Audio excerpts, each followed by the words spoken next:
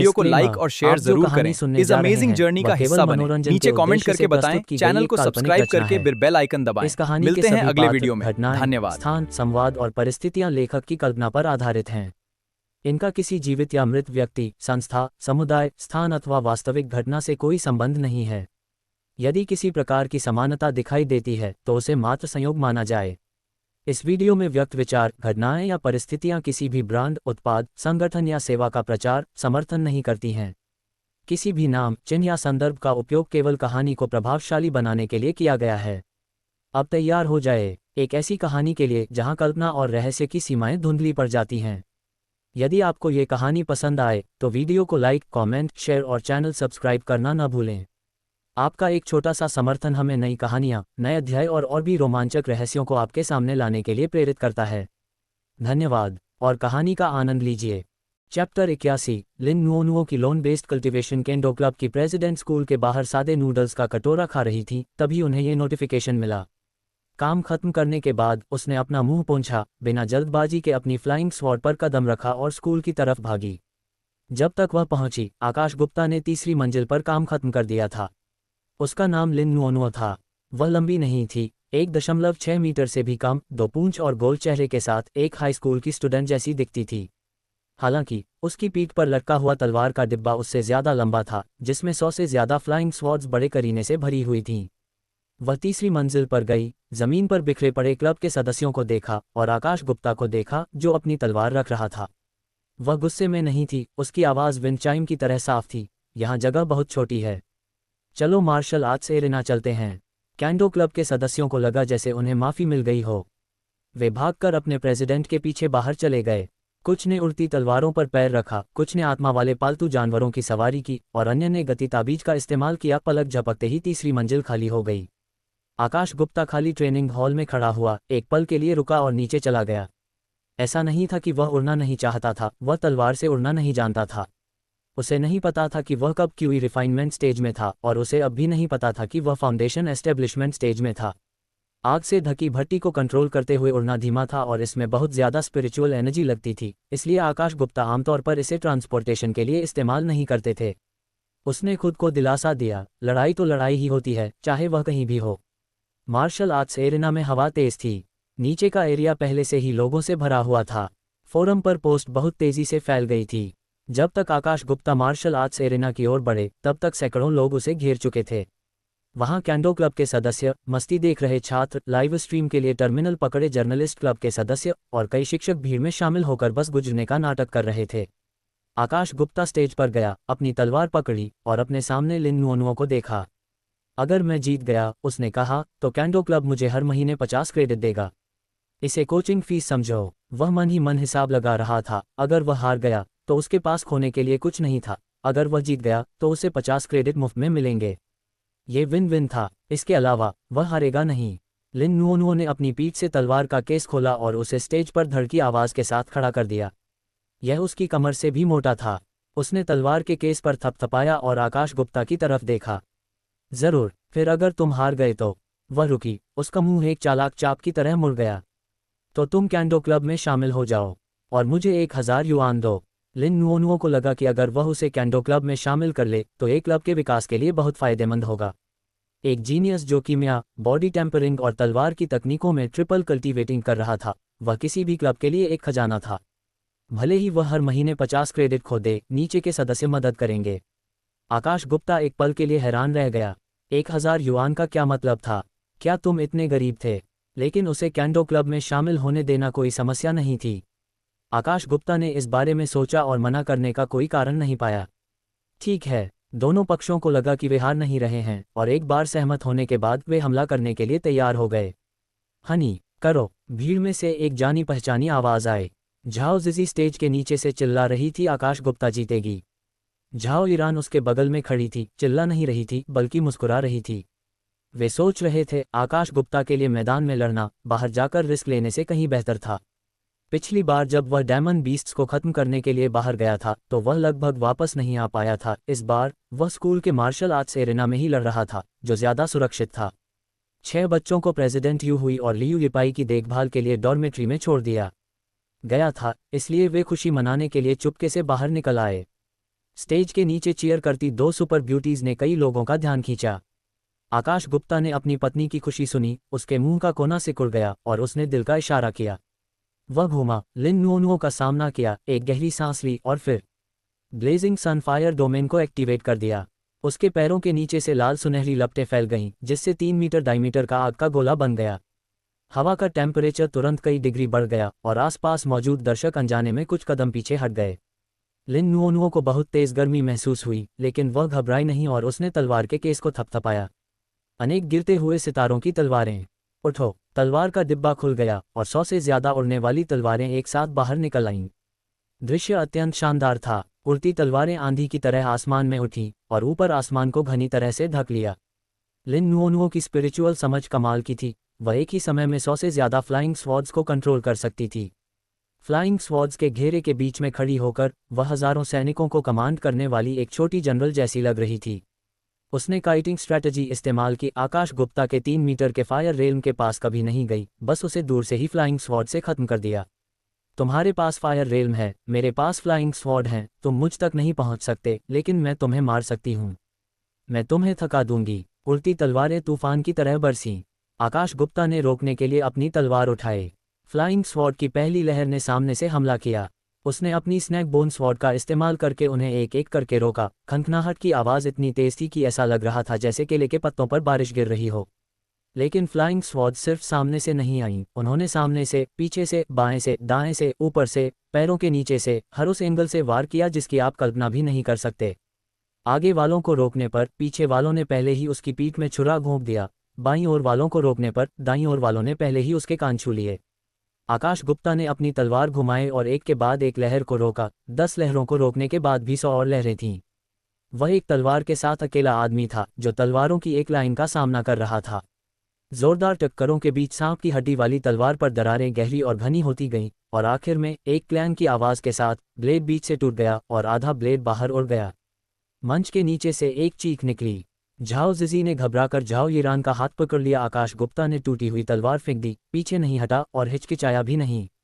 उसने हाथ बढ़ाया, उसकी हथेली में लाल सुनहरी आध्यात्मिक ऊर्जा जम गई जो एक अदृश्य तलवार में बदल गई। यह असली तलवार नहीं थी, वह अपने हाथ से तलवार बना रहा था। उसने एक उड़ती हुई तलवार पकड़ी, उसकी हथेली ब्लेड से रगड़ रही थी जिससे एक तेज मेटल जैसी आवाज़ आ रही थी। उसने उसे जोर से तोड़ा, स्नैप, और ब्लेड 2 टुकड़ों में टूट गया। उसने दूसरा पकड़ा और उसे फिर से तोड़ा, फिर उसने दूसरा पकड़ा और उसे फिर से तोड़ा। लिन नुओनुओ का चेहरा बदल गया, उसे दिल का दर्द होने लगा। वे उड़ने वाली तलवारें आसमान से नहीं गिरी थीं, उसने उन्हें उधार पर खरीदा था। इन 108 फ्लाइंग स्वॉर्ड्स को बनाने के लिए उसने कई सालों तक बहुत मेहनत की थी और हर महीने लोन का इंटरेस्ट भी देना पड़ता था। लेकिन आकाश गुप्ता रुका नहीं, उसने एक को पकड़ा और तोड़ दिया, दूसरी को पकड़ा और तोड़ दिया। उसकी हरकतें कृषक की तरह तेज थीं। थोड़ी ही देर में 20 से ज्यादा फ्लाइंग स्वॉर्ड्स जमीन पर कबाड़ के लोहे में बदल गईं। लिन नुओनुओ की आंखें लाल हो गईं। आखिरकार आंसू बह निकले और वह वाह कहकर चिल्लाए, वो मैं अब और नहीं लड़ूंगी, मैं अब और नहीं लड़ूंगी। वह तब तक रोती रही जब तक उसकी सांस फूल नहीं गई। अगर तुम लड़ते रहे तो मेरी सारी फ्लाइंग स्वॉर्ड चली जाएंगी। वे क्रेडिट पर खरीदी गई थीं। वो स्टेज पर रखी 100 से ज्यादा फ्लाइंग स्वॉर्ड्स अपने आप लिन नुओनुओ के स्वॉर्ड केस में वापस उड़ गईं। झाओ जिजी भीड़ में कूद पड़े, मेरे पति जीत गए। लाइव स्ट्रीम कैमरा लगातार मार्शल आर्ट्स एरेना की तरफ था और लिन नुओनुओ के आंसुओं से भरे चेहरे की रोती हुई तस्वीर भी कैप्चर हो गई। बुलेट कमेंट स्क्रीन पर भर गए। कैंडो क्लब के प्रेसिडेंट बहुत बुरी तरह रो रहे हैं, हा हा हा। क्रेडिट पर फ्लाइंग स्वॉर्ड खरीदना बहुत रियलिस्टिक है। आकाश गुप्ता, तुम उसकी फ्लाइंग स्वॉर्ड्स के लिए पैसे दोगे? पैसे नहीं हैं। आप किस तरह की खेती कर रहे हैं टिल्ड? आकाश गुप्ता ने कैंडो क्लब के सदस्यों को हर महीने समय पर सुरक्षा शुल्क का भुगतान करने का निर्देश दिया। फिर झाओ जिजी और झाओ ईरान के साथ वापस चले गए। सुरक्षा शुल्क एकत्र करना कुछ ऐसा था जिसके लिए आकाश गुप्ता को मास्टर किंग हुआन से प्रेरणा मिली थी और इसके बाद यह अन्य क्लब होंगे। इसे मास्टर किंग हुआन के पत्थरों को महसूस करके नदी पार करने पर विचार किया जा सकता है। अध्याय 82। एक अनुचित अनुरोध। वापस आते समय आकाश गुप्ता ने झाओ जिजी और झाओ ईरान का हाथ थामे रखा। परिवार ने साथ में समय बिताया। इस समय उसने एक जानी पहचानी शक्ल देखी, एनी। एनी के पीछे यूनिफॉर्म पहने कई लोग खड़े थे, उनके चेहरे पर गंभीरता थी, उनकी निगाहें सीधे आकाश गुप्ता पर टिकी थीं। एनी मुस्कुराई नहीं, न ही उसने हमेशा की तरह गुस्से में उसका स्वागत किया। वह बस वहीं खड़ी रही, आकाश गुप्ता के आने का इंतजार किया, फिर बोली। उसकी आवाज़ हमेशा से कई डिग्री धीमी थी, इतनी इज्जतदार लग रही थी कि वह बिल्कुल भी उसकी आवाज़ नहीं लग रही थी। डिस्ट्रिक्ट हेड, ये किरो आपसे मिलना चाहते हैं। आकाश गुप्ता एक पल के लिए हैरान रह गया। उसने एनी को देखा, फिर उसके पीछे मिलिट्री डिपार्टमेंट के सख्त चेहरे वाले सदस्यों को, और आखिर में अपने बगल में खड़ी अपनी दोनों पत्नियों को देखा जिनके चेहरे पर उलझन थी। वह नीचे झुका और झाओ जिजी और झाओ ईरान के गालों पर किस किया। तुम दोनों पहले वापस जाओ, मैं बाद में आऊँगा, इसलिए मेरे खाने का इंतज़ार मत करना। झाओ जिजी कुछ कहना चाहती थी, लेकिन झाओ ईरान ने उन्हें रोक दिया। दोनों महिलाओं ने एक दूसरे को देखा और ज़्यादा जानकारी के लिए जोर नहीं दिया। जब वे दूर निकल गए तो आकाश गुप्ता एनी के पास गया और अपनी आवाज़ धीमी करते हुए बोला, क्या तुमने डिस्ट्रिक्ट हेड को मेरे फाउंडेशन एस्टेब्लिशमेंट के बारे में बताया? एनी ने अपना सिर हिलाया, उसकी आवाज़ एनी से भी धीमी थी। नहीं, मैंने कुछ नहीं कहा। आकाश गुप्ता ने त्योरियां चढ़ाईं, तो फिर डिस्ट्रिक्ट हेड मुझ जैसे रेगुलर स्टूडेंट को क्यों? एनी ने रुककर कहा, मुझे भी नहीं पता, लेकिन उसका एक्सप्रेशन बहुत अच्छा नहीं है, इसलिए बाद में ध्यान रखना। आकाश गुप्ता और एनी पीले बालों वाले शेर पर सवार हुए। उसने चुपचाप शेर की गर्दन थपथपाई और पीले बालों वाला शेर हवा में उड़ गया। मिलिट्री डिपार्टमेंट के कई सदस्य उड़ती हुई तलवारों पर पीछे पीछे चल रहे थे, जैसे किसी कैदी को ले जा रहे हों। आकाश गुप्ता ने पीछे मुड़कर देखा।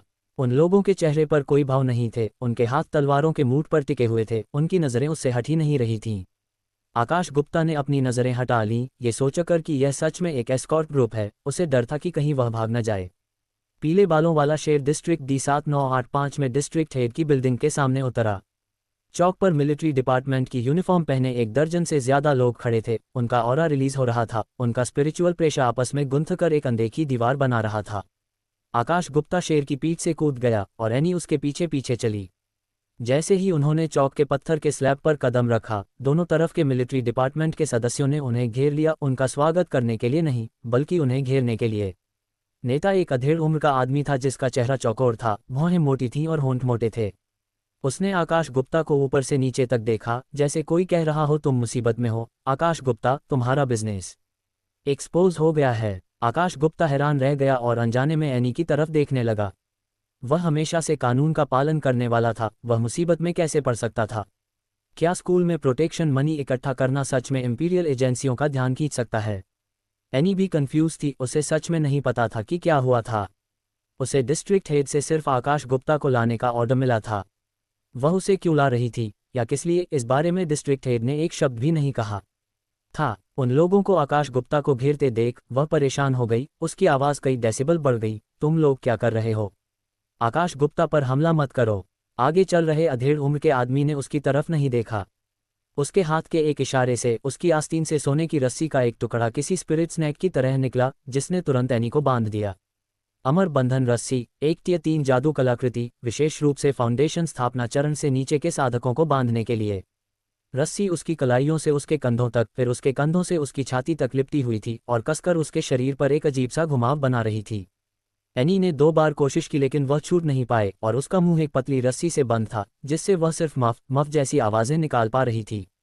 मिलिट्री डिपार्टमेंट के उन सदस्यों ने उसके लिए चीज़ें मुश्किल नहीं की। वे कलीग थे जो रोज़ एक दूसरे से मिलते थे, इसलिए उन्होंने उसे बस एक तरफ बुलाया और कहा कि वह बात मानकर शो देखे। लेकिन एनी चिंतित थी, आकाश गुप्ता के लिए नहीं, बल्कि अपने मिलिट्री डिपार्टमेंट के साथियों के लिए। हमला, करीब दर्जन भर लोगों ने एक साथ हमला किया। तलवारें, भाले, हलबर्ड, ताबीज और जादुई चीज़ें चारों तरफ से आकाश गुप्ता पर बरसने लगीं।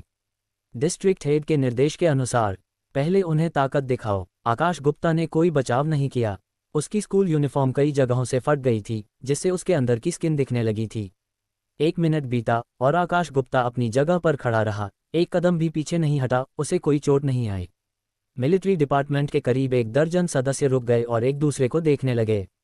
क्या ये व्यक्ति वास्तव में मनुष्य है? क्या ये ची रिफाइनमेंट स्टेज है? किसी ने फुसफुसाते हुए कहा, वह इंसान नहीं है ना? क्या ये भेस में 3 पूंछ वाली लोमड़ी हो सकती है?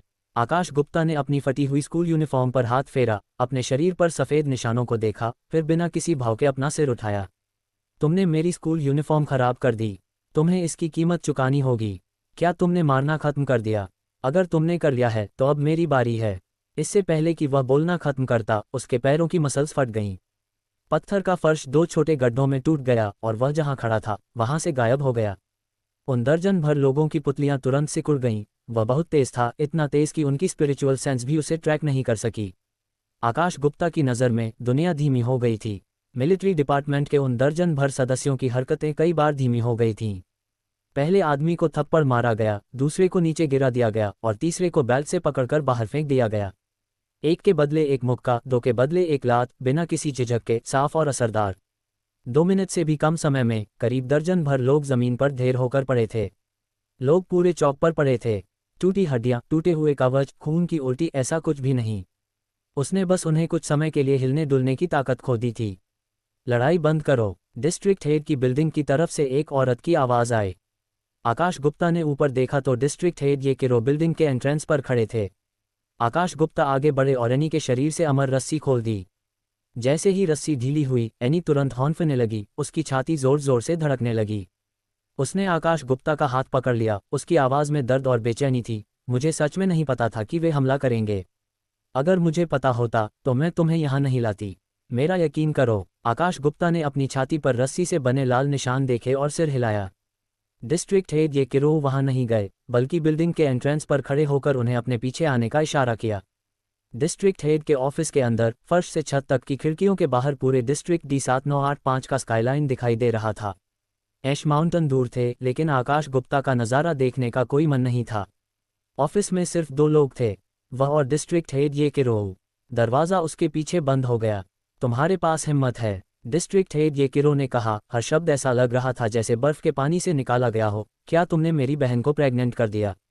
आकाश गुप्ता वहीं जम गया। उसके दिमाग में कई विचार दौड़े। उसकी बहन कौन थी? उसकी बहन कैप्टन ये जिंग्यू थी। कैप्टन ये जिंग्यू गर्भवती थी। तुम्हारी बहन कौन है? डिस्ट्रिक्ट हेड ये किरो ने मुंह बनाया और खिड़की से बाहर निकली। उनकी हाई हील्स फर्श पर टकरा रही थी। अभी भी बेवकूफ़ बन रही हो, है ना? कैप्टन ये जिंग्यू का पेट, तुमने ही उसे प्रेग्नेंट किया था, है ना? मुझे लगता है कि आपने गलत समझा है। आकाश गुप्ता ने अपना सिर उठाया और सीधे डिस्ट्रिक्ट हेड ये किरो की आंखों में देखा। यह आपकी बहन ने शुरू किया था। ऑफिस में तुरंत मौत जैसा सन्नाटा छा गया, यहाँ तक कि हवा भी जम गई थी। डिस्ट्रिक्ट हेड ये किरो अकड़ गया। उसने सोचा था कि आकाश गुप्ता बहस करेगा, साफ मना कर देगा, खुद को बरी करने के लिए तरह तरह के बड़े बड़े बहाने ढूंढेगा या घुटनों पर गिरकर दया की भीख भी मांगेगा, लेकिन उसने कभी उम्मीद नहीं की थी कि वह इतना साफ साफ कह देगा। क्या कहा आपने? आकाश गुप्ता के चेहरे पर कोई भाव नहीं था और उसकी आवाज़ सपाट थी। अगर आपको मुझ पर विश्वास नहीं है तो आप उससे पूछ सकते हैं। डिस्ट्रिक्ट हेड ये किरो की छाती जोर से धड़क रही थी और उसने अपने गुस्से को दबाया। एक स्टूडेंट ने सच में उससे इस तरह बात करने की हिम्मत की। उसकी आवाज़ ठंडी और घमंडी थी। तुमने ये परिवार की मंजूरी के बिना मेरी बहन को प्रेग्नेंट कर दिया। मैं तुम्हें आसानी से जेल में डाल सकती थी।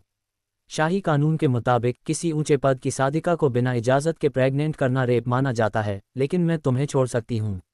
जब तक कि क्या? डिस्ट्रिक्ट हेड ये किरो ने एक कदम आगे बढ़ाया। उसकी आंखें जलने लगी और वह पागल हो गई। उसके शब्द आकाश गुप्ता के कानों में साफ पड़ रहे थे। जब तक तुम मुझे भी प्रेग्नेंट नहीं कर देते। आकाश गुप्ता एक पल के लिए हैरान रह गया। उसे ऐसी बेतुकी रिक्वेस्ट की उम्मीद नहीं थी। Chapter 83 foundation establishment stage clash office के अंदर डिस्ट्रिक्ट हेड ये किरो ऊपर बैठे थे और आकाश गुप्ता को बड़ी हैसियत से देख रहे थे। उसका पोस्चर सिर्फ बैठने का नहीं था, वह उकड़ू बैठने का था, जैसे कोई मादा जानवर पावर के टॉप पर बैठी हो। उसे कभी भी नैतिक निर्णय की ज़रूरत नहीं पड़ी। उसे एक बच्चे की ज़रूरत थी, एक ऐसा बच्चा जो उसकी जगह और उसके सारे रिसोर्स ले सके। अगर तुमने हिलने की हिम्मत की तो मैं तुम्हें मार डालूंगा। शब्द धीमे भी नहीं हुए थे कि उसने अपनी कलाई हिलाई और अमर बांधने वाली रस्सी एक स्पिरिट स्नैक की तरह बाहर निकली, जिसने तुरंत आकाश गुप्ता के हाथ पैर और धड़ को बांध दिया। आकाश गुप्ता ने अपने राइस डम्पलिंग जैसे रूप को देखा और उसके मुंह के कोने फड़क गए। उन्हें एक और महिला याद आई, डिस्ट्रिक्ट हेड ये किरो की बहन, जिसका स्वभाव भी वैसा ही था, जो छोटी छोटी बातों पर भी लोगों को एक साथ ला देती थी। दोनों बहनें सचमुच एक ही गर्भ से पैदा हुई थीं। आकाश गुप्ता ने देखा कि डिस्ट्रिक्ट हेड ये किरो ने उसकी घमंडी नज़रों को देखते हुए उसे नज़रअंदाज कर दिया। आकाश गुप्ता ने उसमें ज़बरदस्ती अमर दाव बीज डालने का फैसला किया और उसकी रिक्वेस्ट पूरी की। बस बहुत हो गया, है ना? अब मेरी बारी है। वह मन ही मन मुस्कुराया, क्योंकि तुम बच्चा चाहती हो तो मैं तुम्हें बच्चा दे दूंगा। बस बात यह है कि तरीका मेरे तरीके से ही होना चाहिए। जैसे ही उसने बोलना खत्म किया, उसकी मसल्स अचानक तन गईं और एक पूरी तरह से जंगली फिजिकल पावर बाहर की ओर निकल पड़ी। अमर बंधन वाली रस्सी से एक दुखद चीख निकली और वह सीधे टूटकर खुल गई। डिस्ट्रिक्ट हेड ये किरो की पुतलियों में तेजी से सिकुड़न आ गई। उसे रिएक्ट करने का भी टाइम नहीं मिला। सामने वाले आदमी ने जैसे कोई खतरनाक जानवर अपनी जंजीरों से आज़ाद हो रहा हो पीछे से हमला किया और अजीब, पूरी तरह से बेमतलब ताकत से उसकी कलाई पकड़ ली। वह बेबस होकर देखती रही कि उसे कैसे पलटा जा रहा है, और घूमती हुई दुनिया में आकाश गुप्ता पहले ही पलट चुका था और ऊपर से उसे देख रहा था, ठीक वैसे ही जैसे कुछ देर पहले उसने उसे नीचे देखा था। इस समय डिस्ट्रिक्ट हेड ये किरो को आखिरकार एक सच्चाई का एहसास हुआ जिसने उसे सिहरन पैदा कर दी। यह आदमी अपनी असली ताकत को हमेशा से छिपा रहा था। वह एक आम स्टूडेंट कैसे हो सकता था? ये साफ तौर पर फाउंडेशन एस्टेब्लिशमेंट स्टेज पर एक पावरहाउस था, और वह बॉडी रिफाइनमेंट पाथ का प्रैक्टिशनर भी था। ये बहुत बड़ा था। आप फाउंडेशन एस्टेब्लिशमेंट स्टेज पर कब पहुंचे? डिस्ट्रिक्ट हेड ये किरो ने दांत पीसते हुए अपने शरीर के अंदर स्पिरिचुअल एनर्जी को तेजी से भेजा। उसकी फाउंडेशन एस्टेब्लिशमेंट स्टेज की साधना खाई जितनी गहरी और समुद्र जितनी बड़ी थी, लेकिन अजीब बात यह थी कि आकाश गुप्ता का बड़ा हाथ उसके कंधे पर दबा हुआ था, और वो ज़बरदस्त फिजिकल ताकत ऐसा महसूस हो रही थी जैसे कोई पहाड़ नीचे दबा हो, जिससे वह हिल भी नहीं पा रही थी। कुछ दिन पहले, कृपया नीचे दिए गए प्लॉट की कल्पना खुद करें। समय सेकंड दर सेकंड बीतता गया। डिस्ट्रिक्ट हेड ये किरो आखिरकार खुद को और रोक नहीं पाए। उसने अपने निचले होंठ को जोर से काटा, लेकिन उसके गले से अभी भी आवाज़ निकल रही थी, रुक रुक कर कराहें। दरवाजे के बाहर पहरा दे रहे गार्ड ने शोर सुना और दरवाज़ा खटखटाने के लिए हाथ बढ़ाया। जिला प्रमुख ये, आप ठीक हैं? डिस्ट्रिक्ट हेड ये किरो अकड़ गई। उसने अपने गले की आवाज़ को मुश्किल से दबाया और अपनी आवाज़ को स्थिर करने के लिए अपनी आखिरी ताकत का इस्तेमाल किया। मैं ठीक हूँ, यहाँ से चले जाओ। आखिरी दो शब्द तो लगभग निकल ही गए थे, लेकिन आखिरी सुर बेकाबू होकर कांप रहा था। गार्ड जाने से पहले एक पल के लिए हिचकिचाया और ज़्यादा पूछने की हिम्मत नहीं जुटा पाया। मैं अब और बर्दाश्त नहीं कर सकता, मैं उड़कर चला जाऊंगा। आखिरकार वह मान गई और पहले से भी ज़्यादा अस्त व्यस्त दिख रही थी। लेकिन आकाश गुप्ता नहीं रुका। वह जानबूझकर ऐसा कर रहा था। जिस पल से किसी ने प्लाजा में सबके सामने उस पर हमला किया था, उसने इस कर्ज को महसूस किया था। डिस्ट्रिक्ट हेड ये किरो को सब कुछ कंट्रोल करने की आदत थी। वह हर किसी को मोहरा समझता था, फिर वह उसे स्वाद चखने देता, किसी और के द्वारा पूरी तरह से नियंत्रित होने की भावना। पूरे 6 घंटे, जब तक डिस्ट्रिक्ट हेड ये किरो पानी के एक गड्ढे में नर्म नहीं पड़ गई, हाथ उठाने की भी ताकत नहीं बची, तब तक आकाश गुप्ता ने आखिरकार उन्हें छोड़ा नहीं। ऑफिस में बहुत गंदगी थी और हवा में ऐसा माहौल था जिसे बताया नहीं जा सकता। डिस्ट्रिक्ट हेड ये किरो ने अपना सिर एक तरफ घुमाया और लाल आंखों से आकाश गुप्ता को घूरने लगी। उसके होंठ कुछ बार हिले, लेकिन एक भी शब्द नहीं निकला। लेकिन उसे पता चला कि उसमें गुस्सा करने की भी ताकत नहीं है। आकाश गुप्ता ने उसकी तरफ देखा। उसके मुंह के कोने थोड़े ऊपर उठे हुए थे। वह शरारती और खुले अंदाज में मुस्कुरा रहा था। डिस्ट्रिक्ट हेड ये, क्या आप संतुष्ट हैं? आप इसे कैसे रेट करेंगे? डिस्ट्रिक्ट हेड ये किरो ने आकाश गुप्ता के सुंदर चेहरे को देखने से बचने के लिए अपनी आंखें बंद कर लियानी वेटिंग रूम में थी, बहुत परेशान थी। वह दीवार से सटकर हाथ बांधे खड़ी थी, जबकि पीले बालों वाला शेर उसके पैरों के पास सो रहा था। उसकी बैठने या दूर जाने की हिम्मत नहीं हुई। बातचीत की धीमी आवाज़ से उसने अंदाज़ा लगाया कि अंदर के लोग अभी भी बातचीत कर रहे थे, और ऐसा लग रहा था कि उन्होंने लड़ना भी शुरू कर दिया है। उसका पेट का निचला हिस्सा पहले से ही थोड़ा बाहर निकला हुआ था। जब तक कोई ध्यान से न देखे ये पता नहीं चलता था, लेकिन वह खुद इसे महसूस कर सकती थी। वहाँ धीरे धीरे एक नई जिंदगी पनप रही थी। बच्चे का पिता अंदर मौजूद युवक था, जो अभी डिस्ट्रिक्ट हेड से बातचीत कर रहा था। एक फाउंडेशन एस्टेब्लिशमेंट स्टेज एल्केमिस्ट, एक पोटेंशियल स्टॉप जो पूरे डी डिस्ट्रिक्ट में कई जगहों पर नहीं मिल सका। उसने प्रार्थना की कि आकाश गुप्ता मुसीबत में न पड़े, बिल्कुल नहीं। आखिरकार दरवाज़ा खुल गया। आकाश गुप्ता बिना किसी भाव के अपने कपड़े सही सलामत और अपने सभी अंग जुड़े हुए बाहर चला गया।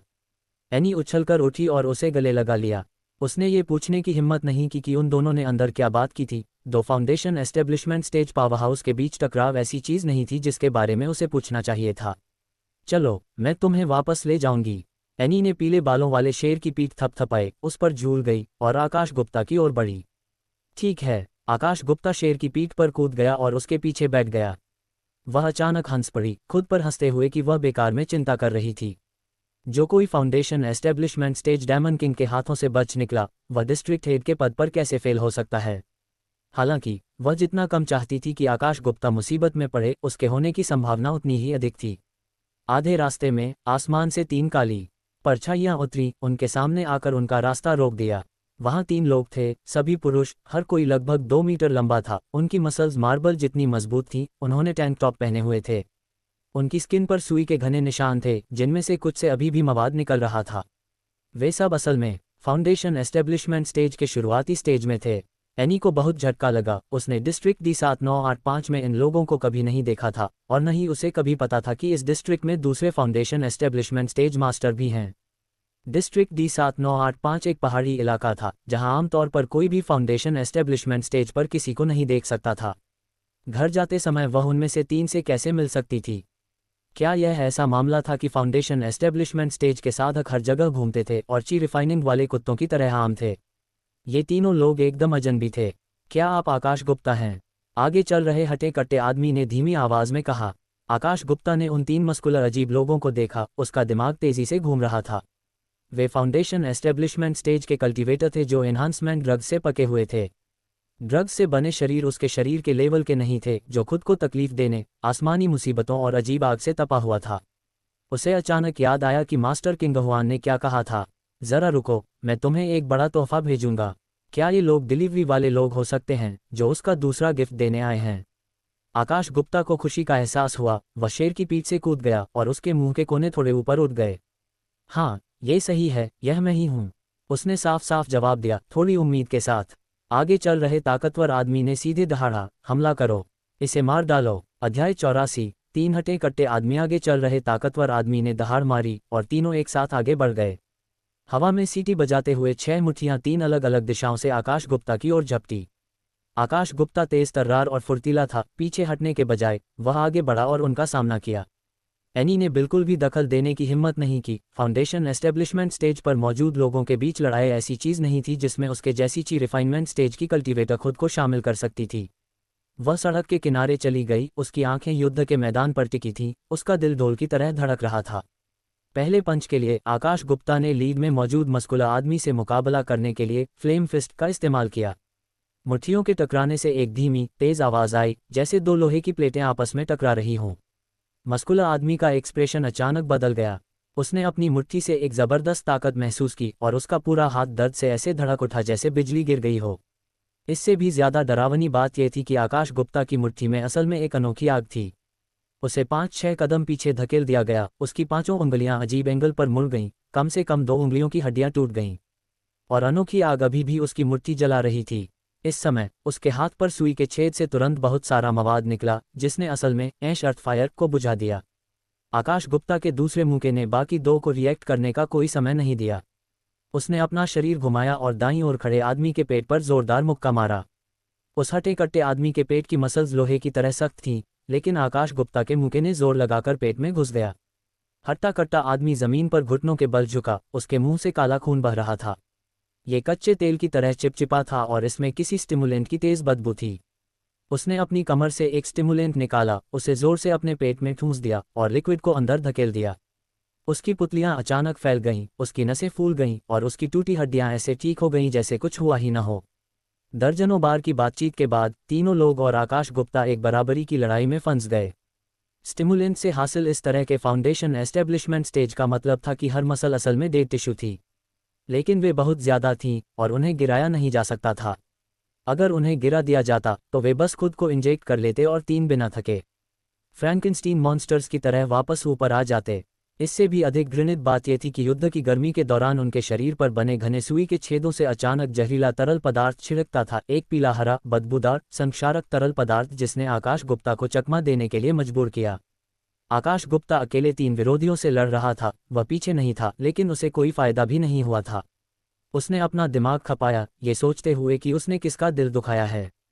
फाउंडेशन एस्टेब्लिशमेंट स्टेज पर 3 ताकतवर आदमी अचानक उसे मारने कैसे आ गए? तुम्हें किसने भेजा? उसने गहरी आवाज में पूछा और उस ताकतवर आदमी को एक मुक्का मारकर पीछे धकेल दिया। टैंक टॉप पहने मस्कुलर आदमी के मुंह के कोने से खून बह रहा था, लेकिन उसकी आंखों में कोई डर नहीं था। तुम हमारे गुप्ता परिवार के किसी सदस्य की नकल कर रहे हो। हम सिर्फ इंसाफ के लिए ऐसा कर रहे हैं। आकाश गुप्ता एक पल के लिए हैरान रह गया। गुप्ता परिवार के किसी सदस्य की नकल करना? मैंने ऐसा कब किया है? उसके मन में कुछ विचार आए। फोरम पर फैली अफवाहें कि वर्डी डिस्ट्रिक्ट गुप्ता परिवार का नाजायज बेटा है। उसने कभी जवाब नहीं दिया, खुद तो माना ही नहीं। उसे लगा कि अगर वह इसे नज़रअंदाज कर देगा तो बात खत्म हो जाएगी, लेकिन उसे उम्मीद नहीं थी कि कोई इसे सीरियसली लेगा और उसे ढूंढने आएगा। डी डिस्ट्रिक्ट गुप्ता परिवार एक ऐसा कबीला था जो लीगल नशीली दवाएं बेचने में माहिर था। उनका बिजनेस डी डिस्ट्रिक्ट के हर शहर में फैला हुआ था और क्योंकि यह एक लेजिटिमेट इंडस्ट्री थी इसलिए उन्हें अपनी रेप्यूटेशन की बहुत परवाह थी। अगर कोई गुप्ता परिवार के खून का होने का दिखावा करता तो यह उनके लिए बहुत बड़ी बेइज्जती होती। और उस हटे कट्टे आदमी ने गुस्से से हाँफते हुए कहा, गो यूनिक्स जल्द ही हमारे सबसे बड़े भाई से शादी करने वाली है, इसलिए यह आइडिया छोड़ दो। आकाश गुप्ता की पुतलियां तेजी से सिकुड़ गईं। गो यूनिक्स शादी कर रही है। सिर्फ शादी ही नहीं, वह जल्द ही शादी भी करने वाली है। टैंक टॉप पहने मस्कुलर आदमी ने पक्के तौर पर कहा। आकाश गुप्ता ने गहरी सांस ली और अपने दिल में उठ रहे गुस्से को दबा लिया। मैंने कब कहा कि मैं तुम्हारे गुप्ता परिवार से हूं? क्या तुम्हारे पास कोई सबूत है? मस्कुलर आदमी एक पल के लिए हैरान रह गया। उसने अपना सिर झुकाकर अपने दोनों साथियों की तरफ देखा और तीनों ने एक ही समय पर भौहें चढ़ाईं। ऐसा लग रहा था, सच में, कि इस आकाश गुप्ता ने कभी अपने मुंह से नहीं कहा था कि वह गुप्ता परिवार का नाजायज़ बच्चा है जिसे बाहर छोड़ दिया गया है। ये सारी अफवाहें फोरम से, स्टूडेंट्स के बीच मुंह ज़बानी, मेरा एक दोस्त है जिसने कहा था से आईं। तो फिर सब लोग क्यों कह रहे हैं कि तुम गुप्ता परिवार की नाजायज़ औलाद हो जो यहाँ रह गई हो? उस मजबूत आदमी की आवाज़ उतनी सख्त नहीं थी जितनी कुछ देर पहले थी। आकाश गुप्ता चुप हो गए। उन्हें लगा कि शायद स्टिमुलेंट से उनके दिमाग खराब हो गए होंगे। तो आपको इसे फैलाने वाले लोगों से पूछना चाहिए। आप बिना वेरीफाई किए मुझे बाहर निकालने आए थे। तीनों ने एक दूसरे को देखा, एक दूसरे की आंखों में शर्मिंदगी देखी। उन्होंने अपने टर्मिनल निकाले और काफ़ी देर तक वहीं खोजते रहे। आकाश गुप्ता परिवार की नाजायज़ औलाद खोजने पर उन्हें फोरम पोस्ट और स्टूडेंट गॉसिप के अलावा कुछ नहीं मिला। खुद आकाश गुप्ता का एक भी बयान नहीं मिला। उन्होंने आकाश गुप्ता ने खुद माना है खोजा और नतीजा 0 था। ये खत्म हो गया। क्या हमसे कोई गलती हो गई? तीनों एक तरफ हट गए। थोड़ी देर बात करने के लिए अपनी आवाज़ धीमी कर ली। कभी कभी आकाश गुप्ता को देख रहे थे। आखिर में लीड मस्कुलर आदमी ने अपना गला साफ किया और पास आया। भाई आकाश गुप्ता, ऐसा क्यों न हो, तुम अभी हमारे साथ वापस आओ और हमारी बहन को ये बात साफ साफ समझाओ। वह रुका। उसकी आवाज़ कुछ डेसिबल धीमी हो गई। हम चुपके से निकल गए और अगर उसे पता चल गया कि हमने गलती की है तो इसे संभालना बहुत मुश्किल होगा। आकाश गुप्ता ने एक शब्द भी नहीं कहा। उस मजबूत आदमी ने तुरंत कहा, तुम्हें उसे बताना होगा कि हम बस चीज़ों को वेरीफाई करने आए थे, कि यह सिर्फ एक दोस्ताना बातचीत थी और हमने लड़ाई नहीं की। उसने अपना सिर घुमाकर अपने दो साथियों की ओर देखा। ठीक है, हमने लड़ाई नहीं की। ठीक है, हमने लड़ाई नहीं की। बाकी दोनों ने एक साथ कहा। आकाश गुप्ता ने इन 3 हटे कट्टे आदमियों को देखा जो 2 मिनट पहले उसे बाहर निकालना चाहते थे और अब वे 3 एलिमेंट्री स्कूल के स्टूडेंट्स जैसे लग रहे थे जिन्होंने कुछ गलत किया हो। उसे समझ नहीं आ रहा था कि गुस्सा करे या हंसे। टैंक टॉप पहने मस्कुलर आदमी को कुछ याद आया और उसने कहा, ओ ठीक है, हमें जुटी गुप्ता, जुगान गुप्ता और जुजू गुप्ता कहा जाता है। मैं जुटी गुप्ता हूँ। उसने अपनी मोटी छाती की मसल्स को थपथपाया और बाकी 2 की तरफ इशारा किया। वह जुगान गुप्ता है और वह जुजू गुप्ता है। आकाश गुप्ता ने इन 3 आदमियों को देखा जो लोहे की मीनारों जैसे थे और सोचा कि उनके नाम सच में उनके बारे में बताते हैं। गो यूनिक्स, वह शादी कब कर रही है? उसने जुटी गुप्ता को देखते हुए पूछा। जुटी गुप्ता ने अपना सिर पीछे खुजलाया। अगले महीने। लेकिन वह हर दिन चिल्लाती है कि वह शादी नहीं करेगी, कहती है कि उसे पहले से ही कोई पसंद है। वह रुका, आकाश गुप्ता की तरफ देखा और उसकी नज़र में कुछ ऐसा था जिसे बताया नहीं जा सकता था। हमारी बहन ने जांच की और वह इंसान तुम हो। तो आकाश गुप्ता की आवाज़ थोड़ी भारी थी। तुम मुझे सिर्फ नाजायज़ बच्चे की अफवाहों की वजह से ही तो नहीं ढूंढने आए थे। टैंक टॉप पहने मस्कुलर आदमी ने अपना सिर खुजलाया। उसका एक्सप्रेशन कॉम्प्लेक्स था। हमारा सबसे बड़ा भाई उससे शादी करना चाहता है, लेकिन वह किसी भी कीमत पर नहीं मानती। गांठ खोलने के लिए उसे ढूंढना होगा जिसने इसे बांधा था। अगर हम तुम्हें पीट पीट कर मार डालें तो प्रॉब्लम सॉल्व हो जाएगी। क्योंकि फोरम में अफवाहें थीं कि तुम गुप्ता परिवार की नाजायज़ औलाद हो, हमने बस इसी बहाने से आना चाहा। आखिर में उसकी आवाज़ धीमी होती गई। उसे बहुत बुरा लग रहा था। आकाश गुप्ता ने गहरी सांस ली। गो यूनिक्स को मजबूर किया जा रहा था। वह अब और इंतज़ार नहीं कर सकता था। मैं तुम्हारे साथ चलूंगा, आकाश गुप्ता ने कहा। मैं गो यूनिक्स से मिलना चाहता हूँ। तीनों मस्कुलर आदमियों ने एक दूसरे को देखा और आगे वाले ने सिर हिलाया। ठीक है, हमारी बहन वैसे भी तुमसे मिलना चाहती है। लेकिन उसने अपनी आवाज़ धीमी कर ली। तुम्हें उसे यह साफ करना होगा कि हमने लड़ाई नहीं की, ये सिर्फ एक दोस्ताना बातचीत थी। ठीक है, एक दोस्ताना बातचीत, बाकी दोनों ने एक साथ कहा। आकाश गुप्ता ने एनी को कल्टीवेशन पिल की कुछ बोतलें दीं। तुम पहले वापस जाओ, ये गोलियां झाओ जिसी को दो और उन्हें बताओ कि मैं एक लंबी ट्रिप पर जा रहा हूँ, इसलिए उन्हें चिंता करने की ज़रूरत नहीं है। एनी ने अपना मुंह खोला, कुछ कहना चाहती थी लेकिन उसने अपना मुंह बंद कर लिया। उसने बस सिर हिलाया। अध्याय 85 जिला D0001 जुटी गुप्ता ने अपने स्टोरेज बैग से एक फोल्डिंग फ्लाइंग कार निकाली और उसे खुले मैदान में फेंक दिया। पलक झपकते ही हथेली के आकार का मेटल ब्लॉक एक विशाल स्पोर्ट्स कार में बदल गया। जुटी गुप्ता ने साइड का दरवाज़ा खोला और कहा, अंदर आ जाओ। आकाश गुप्ता एक पल के लिए हिचकिचाया, फिर उसके पीछे कार में बैठ गया। अंदर की जगह बाहर से जितनी दिख रही थी उससे थोड़ी ज्यादा बड़ी थी, लेकिन जब 3 साइंस के दीवाने अंदर बैठे तो भी वह जगह तंग लगी। डिस्ट्रिक्ट D7985 में कोई टेलीपोर्टेशन एरे नहीं है जो सीधे डिस्ट्रिक्ट D0001 तक जाए, जुटी गुप्ता ने फ्लाइंग कार चलाते हुए समझाया। हमें पहले पास के डिस्ट्रिक्ट D7988 जाना होगा। वहाँ एक बड़ा टेलीपोर्टेशन एरे है जो सीधे कोर डिस्ट्रिक्ट तक जा सकता है। यह ज्यादा दूर नहीं है, फ्लाइंग कार 1 घंटे में वहाँ पहुँच जाएगी। आकाश गुप्ता ने कुछ नहीं कहा। यह पहली बार था जब वह घर से दूर यात्रा कर रहा था। डिस्ट्रिक्ट D7988 डिस्ट्रिक्ट D7985 से कहीं ज्यादा समृद्ध था और टेलीपोर्टेशन एरे के आसपास का इलाका अविश्वसनीय रूप से हलचल भरा था। यह एक विशाल गोलाकार प्लाजा था जो हर तरह के विमानों से घिरा हुआ था, उड़ने वाली कारें, उड़ने वाली नावें, उड़ने वाली तलवारें और यहाँ तक कि कुछ छोटे अंतरिक्ष यान भी। भीड़ बहुत घनी और हलचल भरी थी, जिसमें व्यापारी, किसान, यात्री और यूनिफॉर्म पहने टेलीपोर्टेशन एरे एडमिनिस्ट्रेटर थे जो व्यवस्था बनाए हुए थे। जुटी गुप्ता ने फ्लाइंग कार को प्लाजा के किनारे एक तय जगह पर पार्क किया और इंजन बंद कर दिया। हम आ गए हैं, बाहर निकलो। वे चारों फ्लाइंग कार से बाहर निकले। तीनों हटे कट्टे आदमियों के बड़े शरीर ने तुरंत कई लोगों का ध्यान खींचा, लेकिन उनकी छाती पर गुप्ता परिवार का निशान देखकर ज्यादातर लोगों ने तुरंत नजरें फेर लीं। डिस्ट्रिक्ट D के गुप्ता परिवार से खिलवाड़ नहीं किया जा सकता था और कोई भी परेशानी नहीं चाहता था। आकाश गुप्ता उनके पीछे पीछे चल रहा था। उसके कंधे पर नाइट आउल बैठा था और वह उत्सुकता से आसपास का माहौल देख रहा था।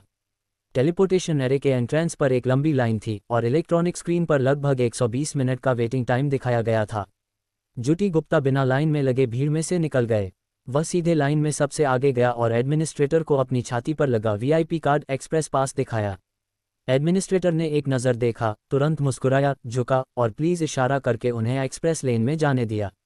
वे चारों टेलीपोर्टेशन एरे पर चढ़ गए। जमीन पर बने रूंस चमकने लगे और उनकी आकृतियों को निगलने लगे।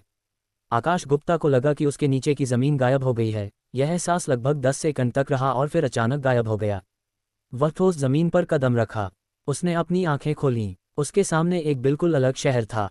ऊंची ऊंची इमारतें खड़ी थीं, नियॉन लाइटें टिमटिमा रही थीं और आसमान में उड़ती हुई फ्लाइंग स्वॉर्ड नहीं थीं, बल्कि सिल्वर सफ़ेद स्टैंडर्ड फ्लाइंग बोट के बेड़े थे जो मछलियों के झुंड की तरह करीने से सजे हुए थे। पैदल चलने वालों के कपड़े भी डिस्ट्रिक्ट D7985 की तुलना में ज़्यादा अच्छे और हाई एंड थे। हम डिस्ट्रिक्ट D0001 में आ गए हैं। जुटी गुप्ता की आवाज़ पीछे से आई। चलो पहले कुछ खाकर नहा लेते हैं, फिर अपनी बहन को ढूंढते हैं।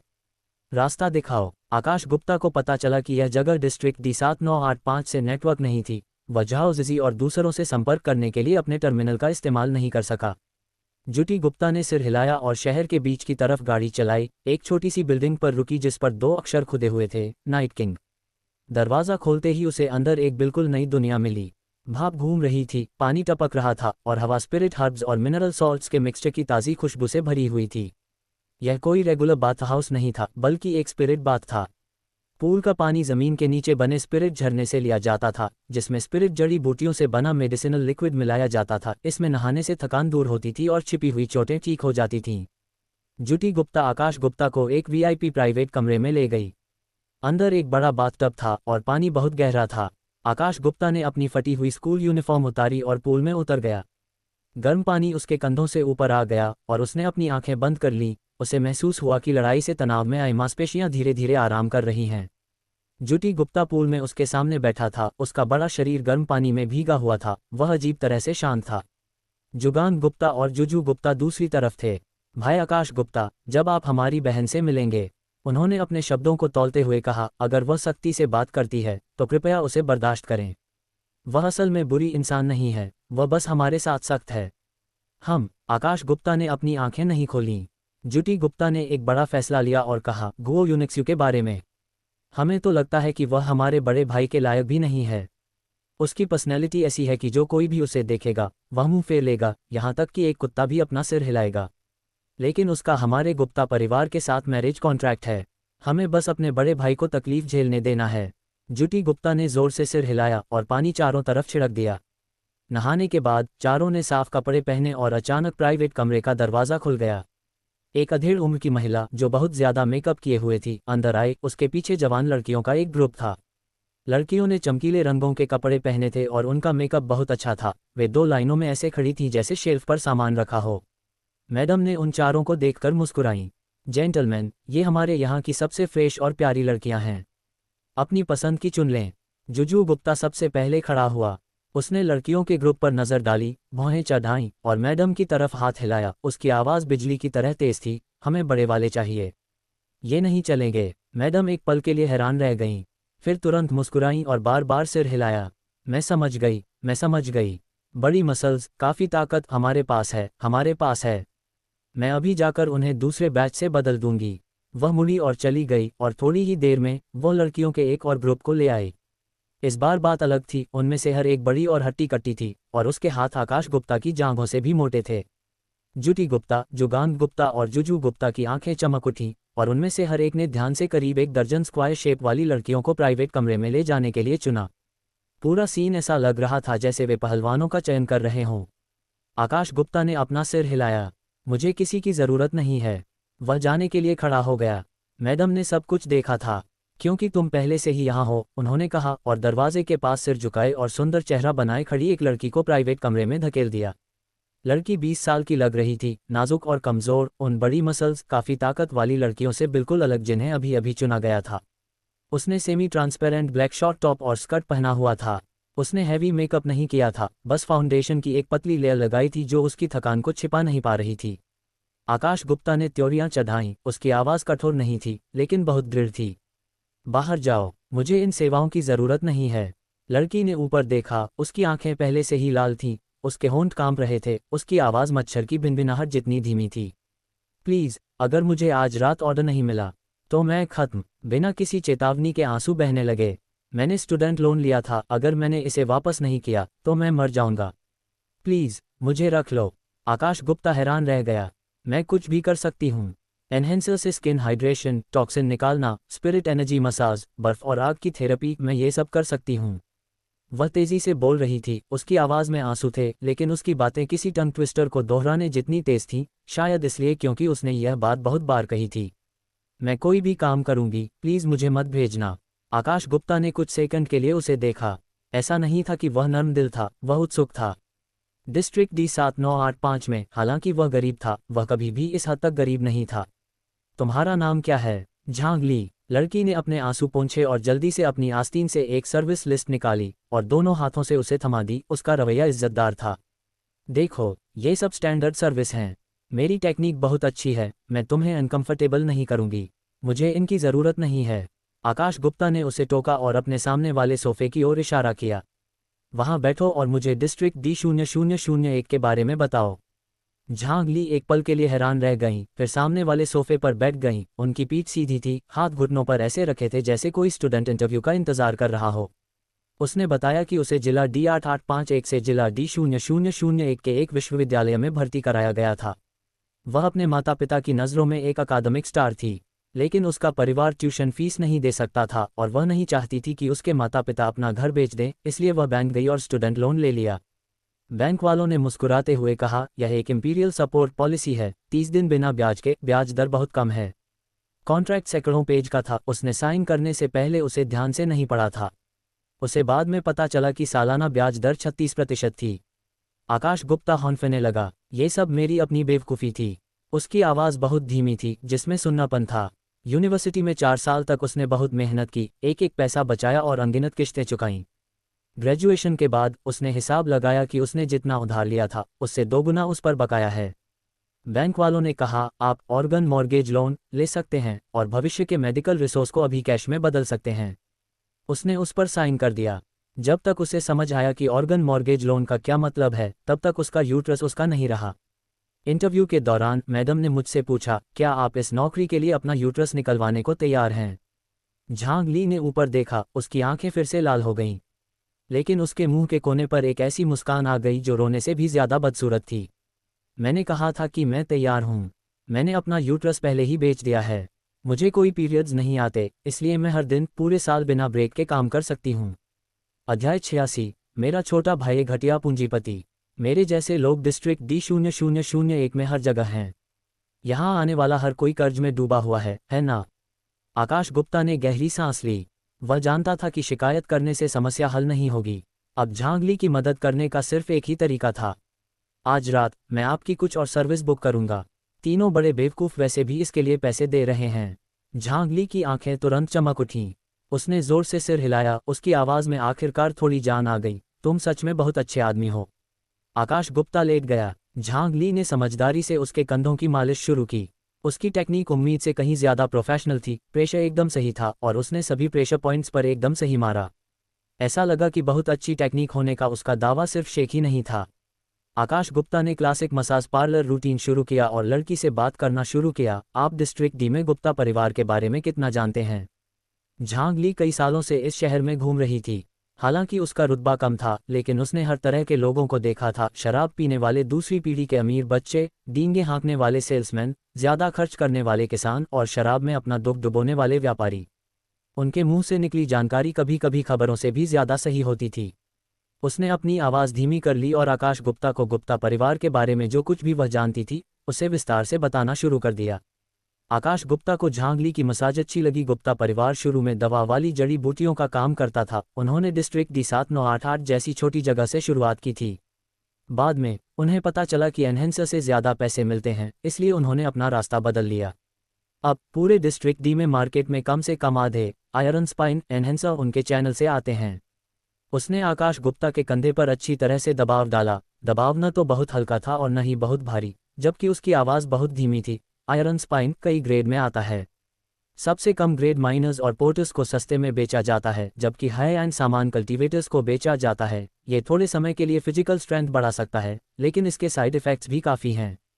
आकाश गुप्ता ने कहकर उसे आगे बढ़ने का इशारा दिया। गुप्ता परिवार के पिछले मुखिया का नाम farmer head of the family था, जो काफ़ी बड़ा नाम था। उन्होंने बिल्कुल शुरुआत से काम शुरू किया और डिस्ट्रिक्ट डी के ज़्यादातर हिस्सों में एनहांसर का बिजनेस बढ़ाया। बदकिस्मती से 10 साल पहले कोर फॉर्मेशन स्टेज में ज़बरदस्ती ब्रेक थ्रू करने में वे फेल हो गए, जिससे उनके मेरिडियन और हड्डियों को नुकसान पहुंचा और तब से वे ठीक होने के लिए अकेले रह रहे हैं। अब गुप्ता परिवार की जिम्मेदारी उनकी सबसे बड़ी बेटी एल्ड्रेस्ट मिस के पास है। बाहर के लोग उन्हें आयरन लेडी कहते हैं। बड़ी मिस के कल्टीवेशन लेवल के बारे में क्या? फाउंडेशन की शुरुआत मिड स्टेज में है और मैंने सुना है कि वह भी लेट स्टेज से ज़्यादा दूर नहीं है। इस साल वह 40 से ज़्यादा की हो गई है, लेकिन वह 20 की उम्र की लगती है। वह अपना अच्छे से ख्याल रखती है और मेहनत से काम करती है। सबसे ज़रूरी बात, वह तेज़ है। गुप्ता परिवार का अभी का लेवल कम से कम आधा उसी का किया हुआ है। परिवार के पुराने हेड के अकेले जाने के बाद कई पुराने शेयर होल्डर परिवार को बांटना चाहते थे, लेकिन उसने उन्हें दबा कर रखा। जिन्हें वह मिला सकी उन्हें शामिल किया और बाकी को बाहर निकाल दिया। तब से गुप्ता परिवार को कोई और परेशानी नहीं हुई। गो यूनिक्स्यू किससे शादी करने जा रही है? आकाश गुप्ता ने पूछा। झांग ली ने अपना सिर हिलाया। गुप्ता परिवार का सबसे बड़ा असली बेटा जुजिन गुप्ता, जिसे बचपन से वारिस के तौर पर तैयार किया गया है, फाउंडेशन एस्टेब्लिशमेंट स्टेज पर है। वह अब कमान संभालना चाहता है, लेकिन सबसे बड़ी मिस पावर नहीं छोड़ेगी। भाई बहन ऊपर से अच्छे रिश्ते रखते हैं, लेकिन अंदर से अलग थलग हैं और उनके नीचे के लोग दो ग्रुप में बंट गए हैं। जुजिन गुप्ता गो यूनिक्सू से शादी करना चाहता है, सिर्फ गो ग्रुप को अपने साथ जोड़ने और अपनी मोलभाव की क्षमता बढ़ाने के लिए। तुम्हारे जैसा स्मार्ट इंसान इसे आसानी से समझ जाता है। झांग ली ने उसके कंधे सहलाए। गो ग्रुप स्पिरिट बीस्ट और पपेट्स का काम करता है और गुप्ता परिवार एनहेंसर बेचता है। अगर दोनों परिवार शादी कर लें, अपने चैनल और रिसोर्स को एक साथ कर लें, तो डिस्ट्रिक्ट डी में पावर स्ट्रक्चर सच में बदल जाएगा। लेकिन एल्ड्रेस्ट मिस शायद इससे खुश न हों। अगर वह अपने छोटे भाई को गो ग्रुप के असर का इस्तेमाल करके ताकतवर बनने देती हैं, तो उनकी अपनी जगह स्थिर हो जाएगी। इसीलिए बाहर अफवाहें फैल रही हैं कि एल्ड्रेस्ट मिस दूसरे परिवारों से कांटेक्ट कर रही हैं और चुपके से एक अल्केमिस्ट भी ढूंढ रही हैं। एक अल्केमिस्ट? आकाश गुप्ता का दिल धड़कने लगा। हाँ, एनहांसर कितने भी अच्छे बिके, उनके साइड इफ़ेक्ट बहुत बड़ी कमी है। हाल ही में डिस्ट्रिक्ट डी के कई शहरों में एनहांसर के सेल्स परमिट कड़े किए गए हैं और गुप्ता परिवार के बिजनेस पर असर पड़ा है। बड़ी मिस शायद दवा वाली गोलियों की तरफ जाना चाहेंगी। अल्केमिस्ट बहुत कम मिलते हैं। वह कुछ समय से ढूंढ रही हैं और उन्हें कोई सही नहीं मिला है। अगली सुबह आकाश गुप्ता की नींद दरवाजे पर जोरदार दस्तक से खुली। भाई आकाश गुप्ता, उठो और नाश्ता करो। आज हम तुम्हें डिस्ट्रिक्ट D0001 का सबसे असली लग्जरी खाना चखने ले जा रहे हैं। आकाश गुप्ता ने अपनी आंखें मली और दरवाज़ा खोला। इतनी जल्दी? अभी जल्दी नहीं है। मेरी बहन आमतौर पर 9 बजे तक स्टडी में होती है। हमें जल्दी करनी होगी। तथाकथित लग्जरी कुजीन शहर के सेंटर में एक ऊंची बिल्डिंग के टॉप फ्लोर पर एक घूमने वाला रेस्टोरेंट था। जुटी गुप्ता ने जानवर के मीट का स्टेक चबाते हुए आकाश गुप्ता से साफ साफ नहीं कहा, जब हम बाद में मेरी बहन से मिलेंगे तो तुम्हें हमारे लिए जिम्मेदारी लेनी होगी। उसने मीट निगल लिया। उसका चेहरा इतना गंभीर था जैसे वह अपनी आखिरी बात कह रहा हो। हम बस नाजायज़ बच्चे की बात वेरीफाई करने गए थे, हमने बिल्कुल लड़ाई नहीं की। तुम उसे यह मत बताना कि हमने लड़ाई शुरू की थी। जुगान गुप्ता ने उसके बगल में जोर से सिर हिलाया। उसका मुंह पूरे रोस्ट चिकन से भरा हुआ था। वह बोल नहीं पा रहा था, सिर्फ मम मम जैसी आवाज़ें निकाल रहा था। आकाश गुप्ता ने उन तीनों को देखा और अचानक उसे ये थोड़ा मज़ेदार लगा। फाउंडेशन एस्टेब्लिशमेंट स्टेज पर 3 हटे कट्टे आदमी जो उससे बराबरी पर लड़ सकते थे, इस समय 3 एलिमेंट्री स्कूल के स्टूडेंट्स की तरह थे जिन्हें उनके होमरूम टीचर अपने पेरेंट्स को बुलाने के लिए बुलाने वाले थे। चिंता मत करो, मुझे पता है क्या कहना है। जुटी गुप्ता ने अपनी आवाज़ धीमी कर ली। उसका चेहरा लगभग विनती कर रहा था। मेरी बहन ने पहले कहा था कि हमें हर जगह परेशानी खड़ी करने मत देना। अगर उसे पता चला कि हमने किसी से लड़ाई की है। जुगान गुप्ता ने आखिरकार चिकन निगल लिया और कहा, वह हमारी टांगें तोड़ देगी और वह हमारे एनहांसर काट देगी।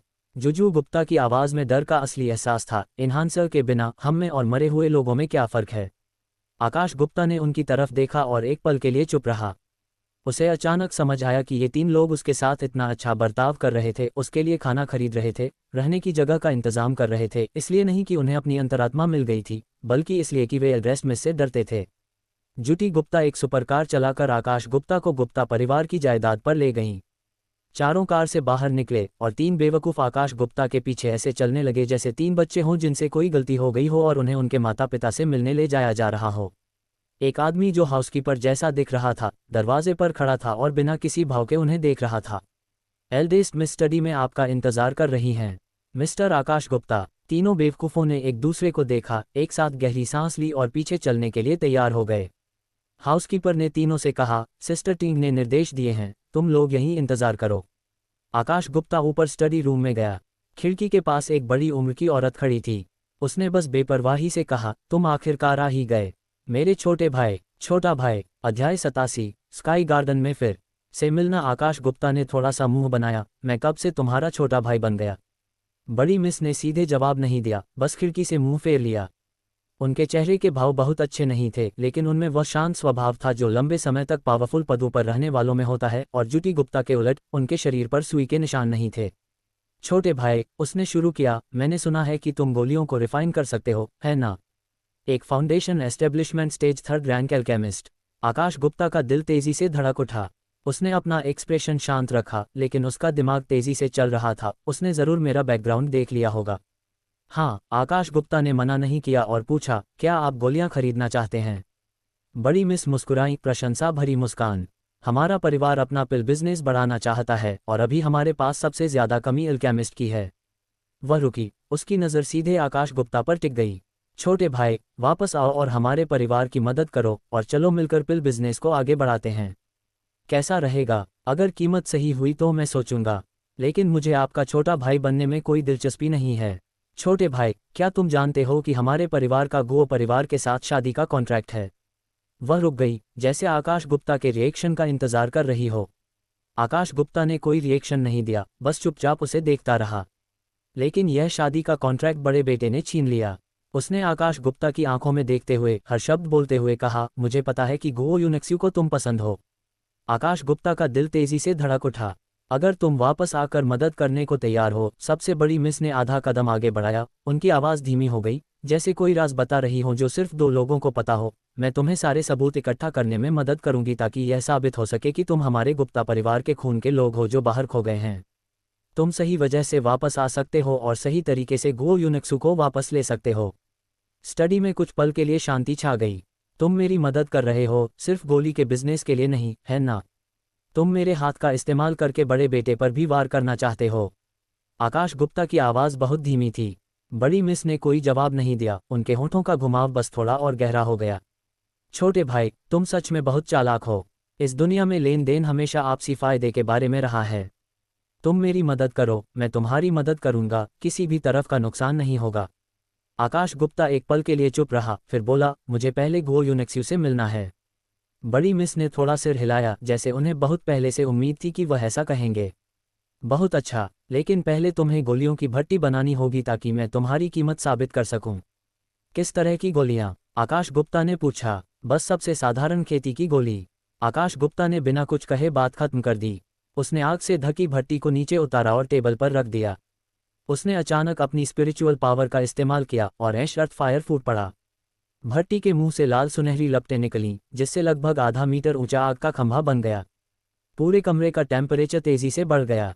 आकाश गुप्ता ने जानबूझकर रिफाइनिंग प्रोसेस को बड़ा चढ़ाकर दिखाया, यहाँ तक कि यह परफॉर्मेटिव जैसा लग रहा था। स्पिरिट हर्ब्स को एक एक करके भट्टी में डाला गया।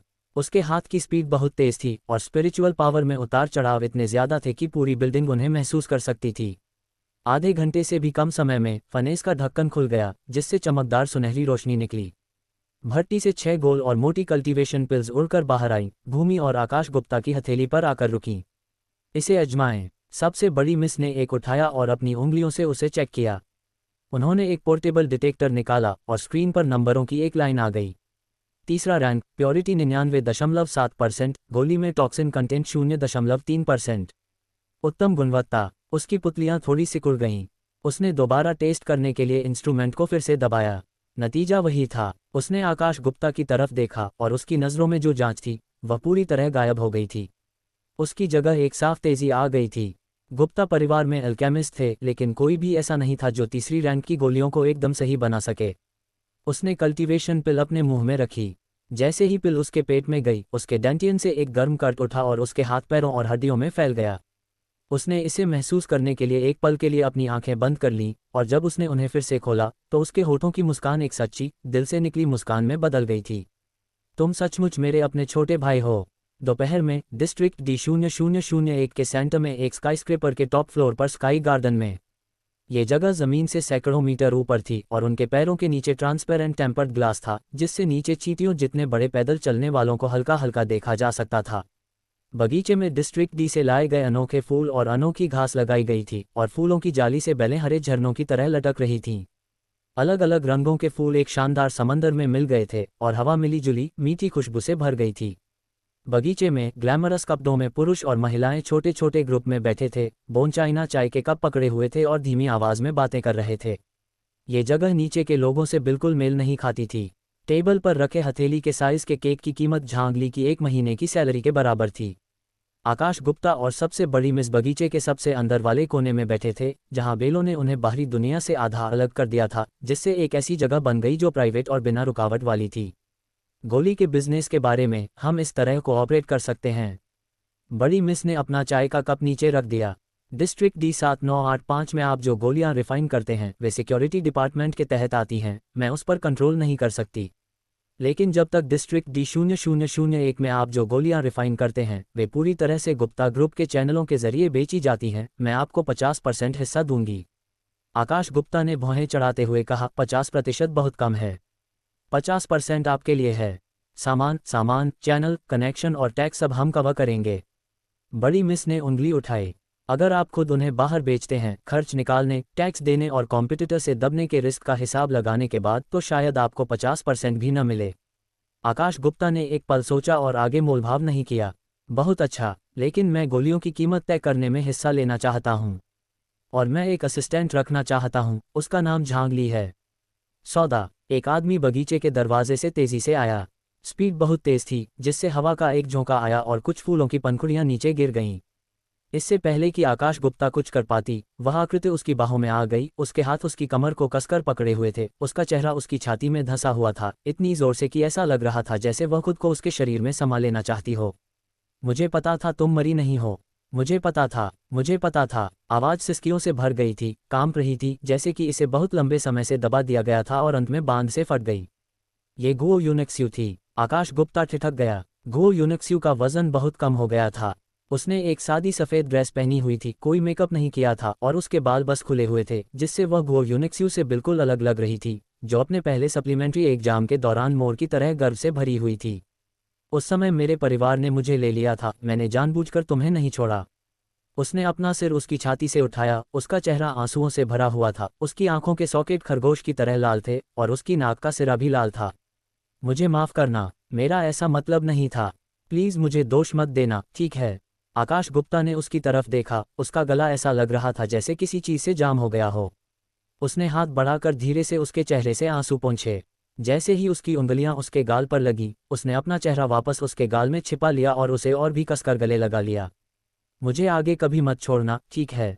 उसकी आवाज़ उसके सीने से दबी हुई थी, जिसमें रोने जैसा लहजा और थोड़ी विनती थी।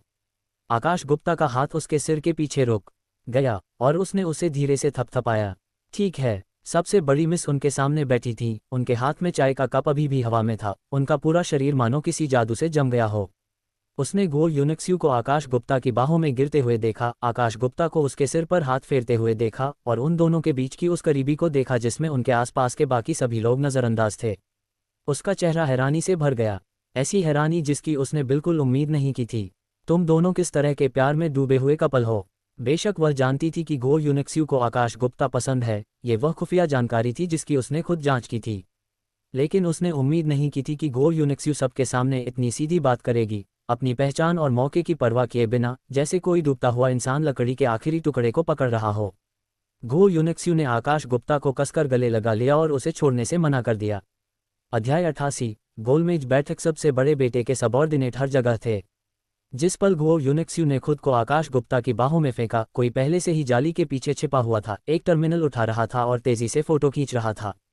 तस्वीरें लेने वाले व्यक्ति ने टर्मिनल को संचालित करने के लिए तुरंत अपना सिर नीचे कर लिया और कुछ सेकंड बाद स्थान के साथ तस्वीरें भेज दी गईं। प्राप्तकर्ता ज्येष्ठ वैद्य पुत्र। 10 मिनट के अंदर आसमान से एक आदमी नीचे उतरा। वह उड़ने वाली कार में बगीचे के चारों ओर लगी साउंड प्रूफ शील्ड को तोड़कर हवा से नीचे कूद गया। जब सबसे बड़ा असली बेटा नीचे उतरा तो उसके पैरों के नीचे पत्थर की पटिया में 2 बारीक दरारें दिखाई दीं। वह लगभग 2.5 मीटर लंबा था, जुटी गुप्ता से आधा सिर लंबा, उसकी मांसपेशियां हिलते हुए पहाड़ जैसी थीं। उसका सिर नुकीला था और उसकी स्किन पर सुइयों के घने निशान थे, जिनमें से कुछ से पीले हरे रंग का पस निकल रहा था जिससे बदबू आ रही थी। उसकी नज़र बगीचे में घूम गई और तुरंत आकाश गुप्ता और गो यूनिक्स्यू पर टिक गई। तुम वेश्या! उसकी आवाज़ तीखी थी। तुम्हारी हिम्मत कैसे हुई मेरे पीछे मुझे धोखा देने की? जिस क्षण गो यूनिक्स्यू ने उसे देखा, उसकी अभिव्यक्ति काफ़ी बदल गई और उसका शरीर सहज रूप से आकाश गुप्ता के पीछे सिकुड़ गया। दफा हो जाओ, मैं तुमसे कभी शादी नहीं करूंगी। सबसे बड़े असली बेटे ने मुंह बनाया और उसकी ठोड़ी पर सुई के निशान से मवाद निकलकर उसकी गर्दन से नीचे टपकने लगा। तुम शादी करो या ना करो, ये तुम पर निर्भर नहीं है।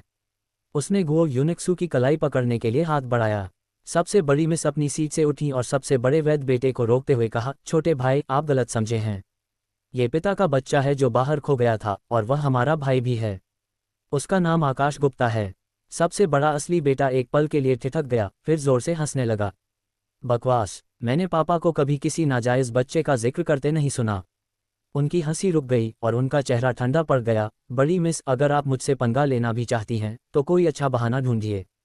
सबसे बड़ी मिस शांत रहीं। एक डॉक्यूमेंट निकाला और उसे खोला तो डिस्ट्रिक्ट दी ज्यूडिशियल अप्रेजल सेंटर की लाल सील दिखी। देखो, ब्लड रिलेशनशिप रिपोर्ट, ये बिल्कुल सच है। उसने रिपोर्ट सबसे बड़े बेटे के सामने रखी, उसकी उंगली आखिर की लाइन की ओर थी। सबसे बड़े बेटे ने तो उसे देखा भी नहीं, रिपोर्ट छीन ली। उसने चीर कहकर उसे 2 हिस्सों में फाड़ दिया। नकली! तुमने इसे बनाया है। उसने बड़ी मिस को देखना बंद कर दिया। उसकी नज़र उसके ऊपर से गुजरकर सीधे गो यूनिक्स्यू पर पड़ी। उसे पकड़ने के लिए आगे बढ़ा। मुझे उसे घर ले जाने दो, उसे धीरे धीरे टॉर्चर करने दो और उसे नियम सिखाओ। उसने हमारी शादी से पहले ही मुझे धोखा देने की हिम्मत की। अगर वह परिवार में शादी कर लेती है तो क्या वह जगह को उल्टा पुल्टा नहीं कर देगी? इससे पहले कि उसकी उंगलियां गो यूनिक्स्यू के कपड़े के किनारे को छूतीं, एक हाथ ने उसे रोक दिया। यह आकाश गुप्ता था। दफा हो जाओ, तुम पहाड़ी कमीने! आकाश गुप्ता हिला तक नहीं। उसने उसकी तरफ देखा तक नहीं। उसकी नज़र गो यूनिक्स्यू के चेहरे पर पड़ी और फुसफुसाया, पीछे हटो। गो यूनिक्स्यू पीछे नहीं हटा। गो यूनिक्स्यू को आकाश गुप्ता को बचाते देख सबसे बड़े असली बेटे को गुस्सा आ गया और उसने आकाश गुप्ता के चेहरे पर मुक्का मार दिया। आकाश गुप्ता ने चकमा नहीं दिया, अपना हाथ उठाया और उसे एक मुक्का मारा। ज्वालामुखी! मुट्ठी के किनारे से लाल सुनहरी लपटें निकलीं जो सबसे बड़े असली बेटे की मुट्ठी से टकराकर एक धीमी, गरजने वाली आवाज़ के साथ निकलीं। शॉकवेव से टेबल पर रखे चाय के कप उलट गए, जिससे चाय पूरी ज़मीन पर गिर गई। आकाश गुप्ता एक कदम पीछे हट गया और सबसे बड़े बेटे ने भी एक कदम पीछे हट लिया। बगीचे के बीच में 3 लोग आमने सामने खड़े थे। आसपास के सेलिब्रिटी और अमीर लोग तो बहुत पहले ही बात करना बंद कर चुके थे, चाय के कप और स्नैक्स पकड़े हुए इस नज़ारे को खाली आंखों से देख रहे थे। कुछ ने अपना मुंह ढक लिया, कुछ ने रिकॉर्ड करने के लिए टर्मिनल निकाल लिए और कुछ चुपचाप दरवाजे की तरफ बढ़ गए। फुसफुसाहट लहरों की तरह उमड़ रही थी। क्या वह सबसे बड़ा असली बेटा है? उसकी मंगेतर किसी दूसरे आदमी के साथ क्यों है? वह आदमी कौन है जो सबसे बड़े असली बेटे से लड़ने की हिम्मत कर रहा है? सबसे बड़ी मिस ने देखा कि देखने वालों की भीड़ बढ़ती जा रही है और आखिरकार उनके चेहरे पर उदासी छा गई। बड़े बेटे, मजाक मत करो। यहाँ बहुत सारे लोग हैं, क्या तुम परिवार को बदनाम करना चाहते हो? सबसे बड़े असली बेटे की मूर्ति अभी भी हवा में थी, उसकी उंगलियां चटक रही थीं। वह अपने आसपास फुसफुसाते लोगों को देख रहा था, उसके दांत पीस रहे थे। वह सबसे बड़ी मिस को नज़रअंदाज कर सकता था, लेकिन वह गुप्ता परिवार के बिजनेस को नज़रअंदाज नहीं कर सकता था। वे शेयर होल्डर, पार्टनर और संभावित क्लाइंट सभी देख रहे थे। वह अपने पिता की जगह लेना चाहता था, इसलिए अभी के लिए उसे खुद को रोकना था। सबसे बड़ी मिस ने ताली बजाई। गार्डन के दरवाजे के बाहर 4 हट्टे-कट्टे आदमी अंदर आए। वे सभी सबसे बड़ी मिस के भरोसेमंद थे। उन्हें घेर लिया लेकिन कोई हरकत नहीं की। बड़े बेटे, घर जाकर बात करेंगे। सबसे बड़े बेटे ने कुछ सेकंड तक उसे घूरा, फिर आकाश गुप्ता की तरफ देखा। बस तुम इंतजार करो। डिस्ट्रिक्ट D0001 में किसी ने भी सबसे बड़े बेटे की औरत को छीनने की हिम्मत नहीं की। Gupta family manner, family council chamber. एक बड़ी अंडाकार मेज लोगों से भरी हुई थी। गुप्ता परिवार के मुख्य सदस्य और विभिन्न शाखाओं के प्रमुख जुटी गुप्ता, जुगान गुप्ता और जुजू गुप्ता कोने में खड़े थे, अपनी मौजूदगी को कम करने की पूरी कोशिश कर रहे थे, जैसे 3 पहाड़ गमले में लगे पौधों का रूप धारण करने की कोशिश कर रहे हों। परिवार के पुराने मुखिया नहीं आए। वे 1 दशक से ज़्यादा समय से अकेले ही इलाज कर रहे थे और परिवार के मामलों में बहुत कम ध्यान देते थे। सबसे बड़ी मिस मुख्य सीट पर बैठी थीं। आकाश गुप्ता और गो यूनिक्स्यू गुप्ता परिवार के सदस्यों के सामने लंबी मेज के दूसरी तरफ बैठे थे। गो यूनिक्स्यू को धीरे धीरे होश आ गया था। अब वह बगीचे की तरह परेशान नहीं थी। वह आकाश गुप्ता के बगल में बैठ गई, पीठ सीधी, ठुड्डी थोड़ी ऊपर उठी हुई। गो परिवार की गर्वित बुजुर्ग महिला के पास लौट आए। उसका बैकग्राउंड पूरा गो परिवार था। ज्यादा से ज्यादा वह उनसे आखिर तक लड़ती। सबसे बड़ी मिस की नज़र वहां मौजूद सभी लोगों पर पड़ी और आखिर में सबसे बड़े असली बेटे के चेहरे पर पड़ी। मैं किसी को भी उस नींव को खत्म नहीं करने दूंगी जिसे पिता ने बनाया है, यहाँ तक कि तुम भी सबसे बड़े असली बेटे नहीं कर सकते। सबके सामने झगड़ा करने का क्या मतलब है? सबसे बड़े असली बेटे ने अपनी कुर्सी पर पीछे झुकते हुए मजाक उड़ाया, जिससे वजन के कारण चरमराने की आवाज़ आई। मैं तो बस अपनी मंगेतर को सबक सिखा रहा था, इसमें गलत क्या है? उसका किसी दूसरे आदमी के साथ हुकअप करना हमारे परिवार की रेप्यूटेशन खराब कर रहा है। उसने गो यूनिक्स्यू को तिरछी नज़र से देखा। उसकी नज़र ऊपर से नीचे तक घूम रही थी, जैसे किसी सामान को देख रहा हो। गो यूनिक्स्यू ने बिना झिझके उसकी नज़रों में देखा। उसकी आवाज़ ठंडी और मजबूत थी। मैं तुमसे शादी करने के लिए कभी राजी नहीं हुई। सबसे बड़े बेटे ने अपना मुंह खींचा और उसकी ठुड्डी पर सुई के निशान से फिर से मवाद निकलने लगा। चाहे तुम राजी हो या नहीं, तुम हमारे गुप्ता परिवार में शादी कर रही हो। हमारी शादी के बाद मैं देखूंगा कि तुम्हारा शरीर तुम्हारे मुंह जितना सख्त है या नहीं। उसकी नज़र गो यूनिक्स्यू पर टिकी रही, जिसमें एक तरह का घिनौना, अधिकार जताने वाला लालच था। आकाश गुप्ता ने गो यूनिक्स्यू का हाथ पकड़ा। सबसे बड़ी मिस ने टॉपिक वापस लाया और सबका परिचय कराया। यह आकाश गुप्ता है, पिता का बेटा जो वहां था और अब उसे परिवार की मदद के लिए वापस लाया जा रहा है। उसकी आवाज़ ऐसी पक्की थी जैसे वह कोई सच बता रही हो, जिसमें शक की कोई गुंजाइश नहीं थी। जैसे ही उसने बोलना खत्म किया, सबसे बड़े असली बेटे के ग्रुप ने शोर मचाना शुरू कर दिया। एक अधेड़ उम्र के आदमी ने, जिसके पास गोटी थी, टेबल पर थप्पड़ मारा और खड़ा हो गया। एल्डम मिस, सिर्फ इसलिए कि आप ऐसा कहती हैं, ये सच है। इसका सबूत कहाँ है? हम ऐसे ही किसी अनजान मूल के व्यक्ति को परिवार में स्वीकार नहीं कर सकते। एक और तेज तर्रार, बंदर जैसे गाल वाले नौजवान ने कहा, बिल्कुल। कौन जानता है कि वह नकली है? हमारे गुप्ता परिवार के खून के रिश्ते को मजाक कैसे बनाया जा सकता है? शक और गाली गलौज की आवाज़ें एक के बाद एक उठीं, जैसे किसी ततैया के छत्ते में छेद कर दिया गया हो। सबसे बड़े असली बेटे ने कोने में खड़े 3 पहाड़ों को घूरा जो गमलों में सिकुड़ने की कोशिश कर रहे थे। उसकी नज़र चाकू की तरह काट रही थी। तुम 3 बेवकूफ़ सच में ऐसे कमीने को वापस ला रहे हो? जुटी गुप्ता ने अपनी गर्दन सिकोड़ ली, जुगान गुप्ता ने अपना सिर नीचे कर लिया और जुजू गुप्ता ने बस अपना चेहरा अपनी बाहों में छिपा लिया। सबसे बड़ी मिस ने शोर को अनदेखा कर दिया। उसने ताली बजाई और काउंसिल में सन्नाटा छा गया। आकाश गुप्ता, अब तुम्हारे परफॉर्म करने का समय हो गया है। अध्याय 89, द्वंद्व निर्णय। मीटिंग हॉल की हवा उसी पल जम गई। आकाश गुप्ता अपनी कुर्सी से खड़े हुए और उनके शरीर से एक अदृश्य दबाव उभरा। ये फाउंडेशन स्थापना चरण की आभा थी, जो धधकते सूर्य अग्नि क्षेत्र के दमनकारी वजन को वहन कर रही थी। घो यूनिक्स्यू की पुतलियां जोर से सिकुड़ गईं। क्या तुम फाउंडेशन एस्टेब्लिशमेंट स्टेज पर पहुंच गए हो? आकाश गुप्ता ने अपना हाथ उसकी हथेली से हटाया, धीरे से उसके हाथ के पिछले हिस्से को थपथपाया और फिर लंबी टेबल पर खाली जगह की ओर चला गया।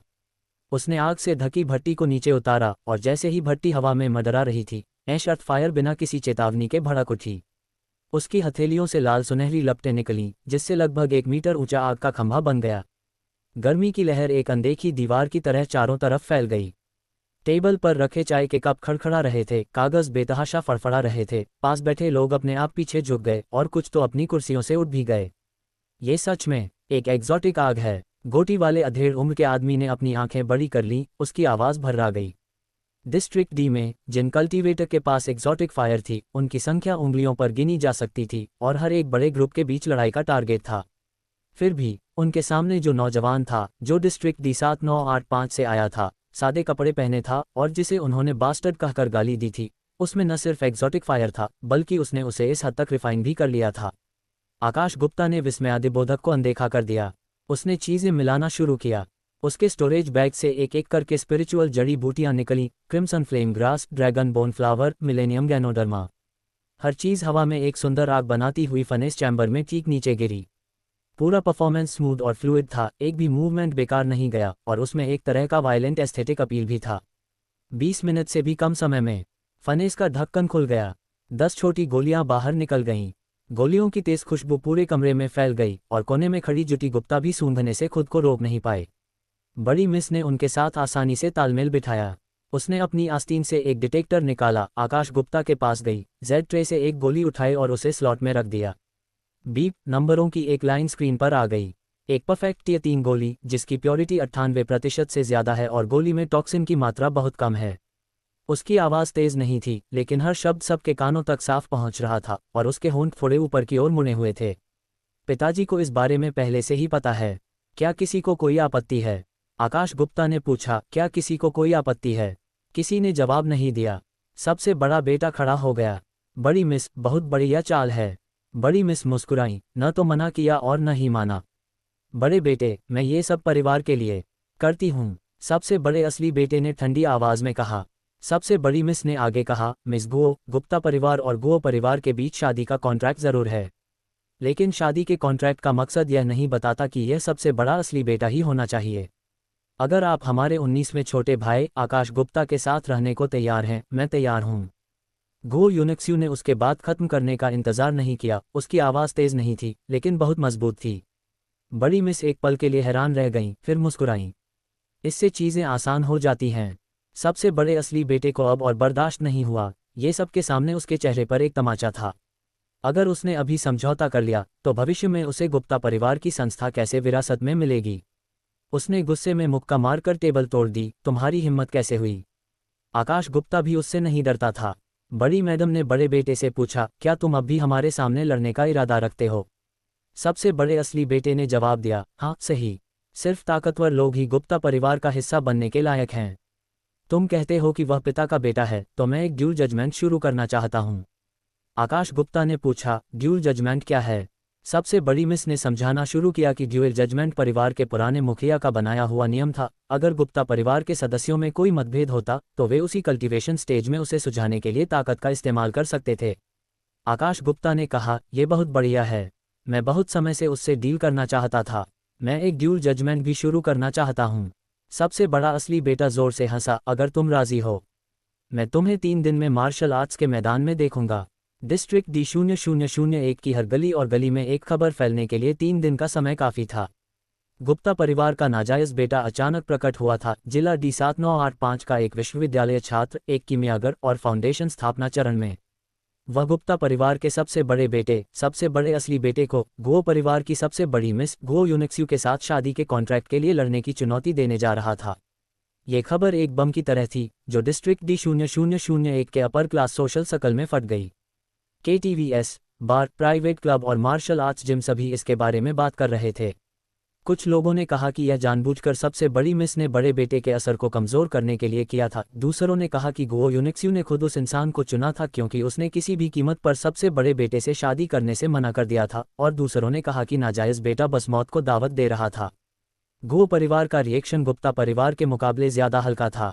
गुओ यूनिक्स्यू के पिता गुओ हुआवेन अपनी स्टडी में बैठे थे, अपनी डेस्क पर आकाश गुप्ता के बारे में जानकारी का ढेर देख रहे थे और बस एक ही लाइन बोली, उसे रहने दो। गुओ यूनिक्स्यू के चाचा की प्रतिक्रिया पूरी तरह से अलग थी। उसने जोर से टेबल पर जोर से मारा, बकवास। शादी का कॉन्ट्रैक्ट बहुत पहले तय हो गया था, इसे बच्चों का खेल कैसे समझा जा सकता है। ये सो कॉल्ड आकाश गुप्ता, जिसका बैकग्राउंड पता नहीं है, पहाड़ों का कमीना, क्या वह हमारे गुओ परिवार में शादी करने लायक भी है। उन्होंने तुरंत लोगों को सबसे बड़े बेटे से संपर्क करने के लिए भेजा, ये दिखाते हुए कि गुओ परिवार उनका समर्थन करता है और शादी का कॉन्ट्रैक्ट नहीं बदलेगा। बड़े बेटे को ठीक यही चाहिए था। उसे इस बात की परवाह नहीं थी कि गुओ यूनिक्स्यू उसे पसंद करती है या नहीं, उसे तो गुओ परिवार के स्पिरिचुअल बीस्ट और पपेट चैनल्स की परवाह थी, और इस शादी से मिलने वाली पॉलिटिकल कैपिटल की। गुप्ता परिवार के अंदर ये बंटवारा और भी ज्यादा गहरा था। सबसे बड़ी मिस के ग्रुप ने जाहिर तौर पर आकाश गुप्ता का साथ दिया, उसे आकाश गुप्ता की गोलियों की ज़रूरत थी, सबसे बड़े बेटे को कंट्रोल में रखने के लिए उसकी ज़रूरत थी, और अपनी ताकत को मजबूत करने के लिए एक बात मानने वाले छोटे भाई की ज़रूरत थी। सबसे बड़े असली बेटे के ग्रुप ने उसका कड़ा विरोध किया, ये दावा करते हुए कि आकाश गुप्ता एक नकली है, सबसे बड़ी मिस का पाया हुआ एक मोहरा है, और वह गुप्ता सरनेम के लायक नहीं है। दोनों पक्षों ने 3 दिनों तक परिवार की मीटिंग में बहस की, और आखिर में परिवार के पुराने मुखिया के निजी पुराने बटलर ने एक संदेश दिया, मालिक कहते हैं उन्हें लड़ने दो, जो जीतेगा वह सही है। डिस्ट्रिक्ट D0001 का खास मार्शल आर्ट एरिना शहर के पूरब में एक खुली जगह पर था। आमतौर पर इस जगह का इस्तेमाल बड़े ग्रुप के बीच खुली लड़ाई और लड़ाई के लिए होता था, लेकिन आज इसे गुप्ता फैमिली और गुओ फैमिली ने मिलकर बुक किया था। मार्शल आर्ट्स का मैदान अंडाकार था, जिसका साइज फुटबॉल के मैदान जितना था, और उसके चारों ओर दर्शकों के लिए अलग अलग स्टैंड थे जिनमें हजारों लोग बैठ सकते थे। आज एक भी सीट खाली नहीं थी, और हर कोने में लोगों की भीड़ लगी हुई थी। क्या वह आकाश गुप्ता है? वह कुछ खास नहीं दिखता, बहुत पतला है। क्या वह सबसे बड़े असली बेटे को भी हरा सकता है? तरबूज के बीज तोड़ रहे एक मोटे व्यापारी ने अपने बगल वाले आदमी से कहा, तुम्हें नहीं पता, वह एक अल्केमिस्ट है, फाउंडेशन एस्टेब्लिशमेंट स्टेज में, और मैंने सुना है कि उसके पास एक्सोटिक फायर भी है। उसके बगल में बैठे व्यक्ति ने अपनी आवाज़ धीमी कर दी। एक्सोटिक फायर का क्या फ़ायदा? सबसे बड़े असली बेटे की बनावट के साथ वह उसे एक ही मुक्के में गिरा सकता है। यह ज़रूरी नहीं कि सच हो। क्या आपने फोरम नहीं पढ़े? वह डिस्ट्रिक्ट D7985 में अपने पूरे स्कूल में कभी नहीं हारा। पहाड़ों से आया कमीना, इसमें क्या घमंड है? एरिना स्टेज पर आकाश गुप्ता और सबसे बड़े लेजिटिमेट सोन पहले ही अपनी जगह ले चुके थे।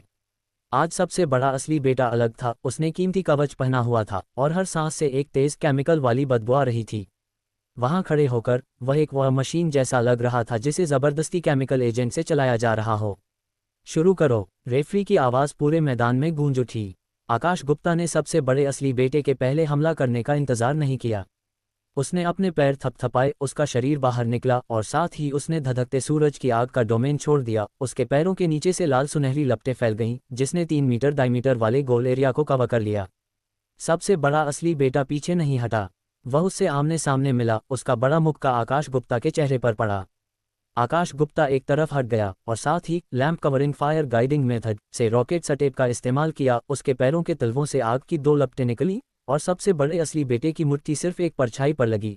आकाश गुप्ता के कपड़ों के किनारे को भी नहीं छुआ। आकाश गुप्ता का असली रूप उसके पीछे प्रकट हुआ, और उसने अपनी बाजू में मुक्का मारा, फ्लेम फिस्ट। उसकी मुट्ठी की नोक पर लाल सुनहरी लपटें फूट पड़ीं, जिसने ज्येष्ठ वैद्य पुत्र की बैंगनी काली त्वचा पर मुट्ठी का जला हुआ निशान बना दिया। बड़े बेटे का शरीर डगमगाया, लेकिन वह गिरा नहीं, और उसने हथेली से वार किया। आकाश गुप्ता रॉकेट सटेप के साथ फिर से पीछे हट गया, और आफ्टर इमेज एक बार फिर फैल गया। दोनों में हाथापाई होने लगी। सबसे बड़े बेटे के मुक्के जोरदार थे, हर मुक्के में तेज आध्यात्मिक ऊर्जा थी, लेकिन वे धीमे थे। आकाश गुप्ता की स्पीड बहुत तेज थी। रॉकेट सटेप ने उसे एरिना में टेलीपोर्टेशन करने वाले बिजली के बोल्ट की तरह बना दिया, जो पूरब से पश्चिम, दक्षिण से उत्तर की ओर जा रहा था, और पूरे स्टेज पर आफ्टर इमेज भर रहे थे। सबसे बड़े असली बेटे ने 1 दर्जन से ज्यादा मुक्के मारे, लेकिन एक भी नहीं लगा। आकाश गुप्ता ने 1 दर्जन से ज्यादा मुक्के मारे, हर मुक्का मजबूती से लगा। उसकी मुट्ठियों के पोरों पर लाल सुनहरी लपटें नाच रही थीं, और हर वार से सबसे बड़े असली बेटे के शरीर पर जलने का निशान पड़ गया। आकाश गुप्ता कितना तेज है! बड़ा बेटा तो बिल्कुल भी नहीं चल सकता। देखने वालों की कतार में से किसी ने कहा। ये कौन सी मूवमेंट टेक्निक है? ये रॉकेट की तरह है, बहुत तेज। क्या अल्केमिस्ट को एक जगह रहकर नुकसान पहुंचाने वाला नहीं माना जाता? वह इतनी तेजी से कैसे भाग सकता है? क्या तुमने उसकी मसल्स नहीं देखी? यह आदमी भी बॉडी रिफाइनमेंट पाथ का ही होगा। घुओ परिवार के बैठने की जगह पर घुओ यूनिक्सयू की हथेलियां पसीने से गीली थीं। चैप्टर 90 सबसे बड़े असली बेटे के 3 रूप। आकाश गुप्ता की स्पीड से सबसे बड़े असली बेटे की सांस फूल गई, उसकी सांसें गड़बड़ होने लगीं। आकाश गुप्ता ने एक जगह पकड़ी, रॉकेट सटेप का इस्तेमाल करके तेजी से उसके सामने आया और उसकी छाती पर मुक्का मारा। आकाश गुप्ता ने उसे सांस लेने का मौका नहीं दिया। वह आगे बढ़ा, एक मुक्के से उसका बायां हाथ और दूसरे मुक्के से उसका दाहिना पैर तोड़ दिया। हड्डियों के टूटने की आवाज़ एम्प्लीफिकेशन एरे के नीचे पूरे एरिना में फैल गई, इतनी साफ जैसे सूखी टहनी टूट रही हो। आखिरी मुक्का उसने सबसे बड़े असली बेटे के पेट पर मारा। उसकी मुट्ठी सामने से घुसकर पीठ के निचले हिस्से से बाहर निकली, जिससे बैंगनी काला खून और मवाद पूरी जमीन पर फैल गया। पूरा मैदान हौंफ उठा। आकाश गुप्ता ने अपनी मुट्ठी वापस खींची और 2 कदम पीछे हट गया। सबसे बड़ा असली बेटा जमीन पर घुटनों के बल बैठ गया। उसके हाथ और पैर अजीब एंगल पर मुड़े हुए थे। उसके पेट में मुट्ठी जितना छेद था जिसमें से बैंगनी काला खून बह रहा था। उसने अपना सिर झुका लिया, सांस लेने के लिए हौंफ रहा था। उसकी आवाज़ टूटी हुई दौड़कनी जैसी लग रही थी। ये कैसे हो सकता है? आपका शरीर यह इतना मजबूत क्यों है? आकाश गुप्ता ने ऊपर से उसे देखा। तुम्हारा मुंह पहले बहुत मजबूत था, लेकिन तुम्हारा शरीर उतना मजबूत नहीं है। दर्शक स्टैंड से जोरदार शोर मच गया। जुटी गुप्ता और बाकी 2 बेवकूफ़ एक साथ खड़े हो गए। उनके मुंह इतने खुले हुए थे कि मुट्ठी आ जाए। सबसे बड़ी मिस बैठी रहीं, लेकिन उनका चाय का कप पकड़े हुए हाथ थोड़ा कांप रहा था। गुओ हुआवू का चेहरा पूरी तरह से काला पड़ गया और पास में गुओ फैमिली ब्रांच के कई सदस्य आपस में फुसफुसाने लगे। गुओ यूनिक्सयू ने अपने होंठ काटे, वह बहुत परेशान लग रही थी। अखाड़े में सबसे बड़ा असली बेटा धीरे धीरे थोड़ा थोड़ा करके जमीन से खड़ा हुआ। अपने पैरों का इस्तेमाल किए बिना उसके पैर पहले से ही टूटे हुए थे, लेकिन अपनी विल पावर का इस्तेमाल करके उसने अपने स्टोरेज बैग से एक चीज़ निकाली, एक कंकाल जैसी जादुई चीज़, एक सिल्वर वाइट मेटल का कंकाल। उसने कंकाल को अपने शरीर में घुसा लिया, एक जिंदा चीज़ की तरह। कंकाल उसके मांस और खून में घुस गया, उसकी अपनी हड्डियों में मिल गया और दांत पीसने जैसी क्लिक जैसी आवाज़ निकली। उसी समय उसने एक ज़बरदस्त स्टिमुलेंट निकाला। उसने सुई अपनी बाह में घुसा ली और अपने अंगूठे को जोर से नीचे धकेला। उसका शरीर जोर से कांपने लगा, नीली नसें उभर आईं, मांसपेशियां फिर से सूज गईं। उसकी स्किन बैंगनी हो गई और उसने एक ऐसी दहाड़ मारी जो इंसानों जैसी नहीं लग रही थी, जिसकी आवाज़ से देखने वालों की कतार में सबसे आगे बैठे लोगों ने अपने कान बंद कर लिए। वह एक बैंगनी आलू राक्षस में बदल गया था। ये सबसे बड़े वैद्य पुत्र का दूसरा रूप था। दर्शक स्टैंड में अफरा तफरी मच गई। वह चीज़ क्या है? क्या वह अब भी इंसान है? गुप्ता परिवार की यह कैसी औषधि है? ये बहुत डरावनी है। आकाश गुप्ता का काम तमाम हो गया। आकाश गुप्ता एरिना के बीच में खड़ा था, अपने सामने मांस के बैंगनी पहाड़ को देख रहा था। उसने एक गहरी सांस ली, अपने डिवाइन कॉन्शियसनेस स्पेस से एक इनविजिबिलिटी पिल निकाली और उसे निगल लिया। उसका फिगर हवा में गायब हो गया। सबसे बड़े असली बेटे की एकदम सफ़ेद पुतलियां पूरे मैदान में इधर उधर घूम रही थीं। वह देख नहीं सकता था, लेकिन सूंघ सकता था। उसने अपना मुंह खोला, उसके गले से मुंह भर मवाद निकला, जो पूरे मैदान में हाई प्रेशर वाटर गन की तरह फैल गया। मवाद जमीन पर गिरा, फुफकारते हुए उसने मैदान के पत्थर के स्लैब को खराब कर दिया। आकाश गुप्ता पस के गैप से होकर निकला, रॉकेट सटेप का पूरा इस्तेमाल करते हुए उसका फिगर एरिना में दिखता और गायब होता रहा। उसने खुद को अदृश्यता से प्रकट किया, उसके हाथ बार बार फड़फड़ा रहे थे। राख में लिपटी विस्फोटक गोलियां पृथ्वी की आग सबसे बड़े असली बेटे की ओर ऐसे उड़ी जैसे उनकी कोई कीमत ही न हो। आग सबसे बड़े असली बेटे पर फट पड़ी, जिससे उसकी बैंगनी काली त्वचा खून से लथपथ हो गई। लेकिन जैसे ही वे जख्म खुले, वे लगभग भर गए और उस दवा ने उसके शरीर को बहुत तेजी से ठीक करने के लिए प्रेरित किया। वह इतना कुछ झेल सकता है। ऐसा लगता है कि आकाश गुप्ता के पास एक्सप्लोसिव पिल्स की कभी न खत्म होने वाली सप्लाई है। वे दोनों मॉन्स्टर हैं। देखने वालों की स्टैंड में बड़बड़ाहट और तेज हो गई। कुछ लोग पहले ही खड़े हो गए थे, कुछ ने अपनी आंखें ढक ली थीं और दूसरे एक्साइटमेंट से कांप रहे थे। सबसे बड़े बेटे ने पागलों की तरह मवाद उगला और आकाश गुप्ता ने पागलों की तरह एक्सप्लोसिव पिल फेंकी। दोनों, जो शुरू में नज़दीकी लड़ाई में लगे थे, अब लंबी दूरी की बमबारी करने लगे थे। सबसे बड़े बेटे ने अपने गले से अपनी लंबी जीभ से एक सुई निकाली। सुई बहुत छोटी थी, सिर्फ एक उंगली जितनी, और बड़े बेटे ने उसे जोर से अपनी कैरोटिड आर्टरी में घुसा दिया। तुम्हें मेरी पत्नी को चुराने के लिए किसी कमीने का इस्तेमाल करने की इजाज़त नहीं है। तुम्हें मेरी जगह चुराने की इजाज़त नहीं है। सबसे बड़े बेटे का गुस्सा सिर्फ इसलिए नहीं था कि आकाश गुप्ता उसकी पत्नी को ज़बरदस्ती ले गया, बल्कि इसलिए भी था कि परिवार के पुराने मुखिया ने इस कंपटीशन की इजाज़त दी थी। वह हार नहीं सकता था। वह पागल हो गया है। बड़ी मिस अचानक खड़ी हो गईं, उनकी आवाज़ अजीब तरह से बेकाबू हो गई थी। ये परिवार का बनाया हुआ सबसे नया पोषण है, यह अभी तक टेस्टिंग में पास नहीं हुआ है। इसके साइड इफ़ेक्ट बहुत ज़्यादा हैं। उसकी बातें काउंसिल चैम्बर में बम फटने जैसी थीं। गुप्ता परिवार के सदस्यों ने एक दूसरे को देखा, कुछ लोग हौंफने लगे जबकि दूसरे एक दूसरे से फुसफुसाए। फिर उसने वे शब्द कहे जिन लैब चूहों को ये दवा दी गई थी, उनमें से ज़्यादातर नामर्द हो गए और अब वे बच्चे पैदा करने में काबिल नहीं हैं। आसपास का माहौल तुरंत शांत हो गया। सब ने एक साथ अपनी नज़रें बड़ी मिस की ओर घुमाईं। बड़ी मिस का हाथ उसके मुंह पर था, उसकी आंखें चौड़ी और गोल थीं। उसका एक्सप्रेशन ऐसा था जैसे उसे अभी अभी एहसास हुआ हो कि उसने कुछ ऐसा बोल दिया है जो उसे नहीं बोलना चाहिए था, लेकिन उसकी एक्टिंग बहुत अजीब थी। मैदान का सीन सबकी समझ से बिल्कुल परे था। उसकी मसल्स बढ़ने लगीं, एक लेयर के ऊपर दूसरी, एक के ऊपर एक ढेर, जैसे कोई बेकाबू कैंसर सेल्स हों। बस अब स्प्रे नहीं हो रहा था, बल्कि रिसकर बाहर आ रहा था। उसका पूरा शरीर धूप से पिघले डामर के गड्ढे जैसा था जो मैदान में तड़प रहा था। ये बड़े बेटे का तीसरा रूप था, वह कीचड़ के ढेर में बदल गया था। आकाश गुप्ता एरिना के दूसरी तरफ खड़ा था। ब्लेजिंग सन फायर डोमेन पूरी तरह फैला हुआ था और मुश्किल से आसपास के पस और बदबू को खुद से अलग कर पा रहा था।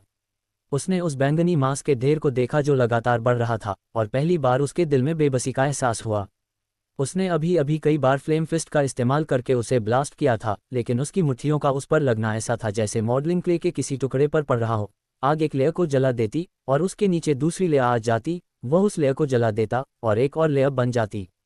उसने उसे ब्लास्ट करने के लिए एक्सप्लोसिव पिल का इस्तेमाल किया, जिससे एक छेद बन गया, लेकिन पस बाहर निकल जाता और छेद अपने आप भर जाता।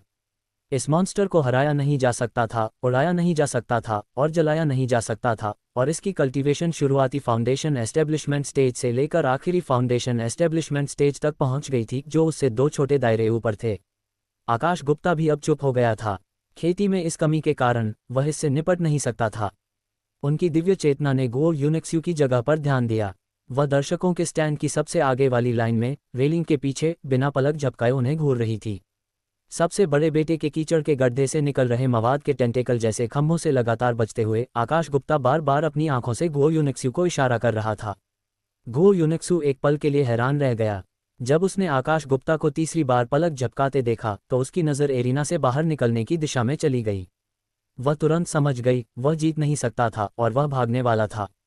इसके अलावा वह उसे अपने साथ ले जाना चाहता था। उसका हाथ रेलिंग से छूटा और वह आधा कदम पीछे हटी, फिर आधा कदम और। उसके आसपास के सभी लोग मैदान में चल रही लड़ाई पर ध्यान दे रहे थे। किसी ने ध्यान नहीं दिया कि वह चुपचाप बाहर निकलने की तरफ बढ़ रही थी। ये देख वीडियो को लाइक और शेयर जरूर करें, इस अमेजिंग जर्नी का हिस्सा बने। नीचे कमेंट करके बताएं, चैनल को सब्सक्राइब करके बिर बेल आइकन दबाएं। मिलते हैं अगले वीडियो में। धन्यवाद।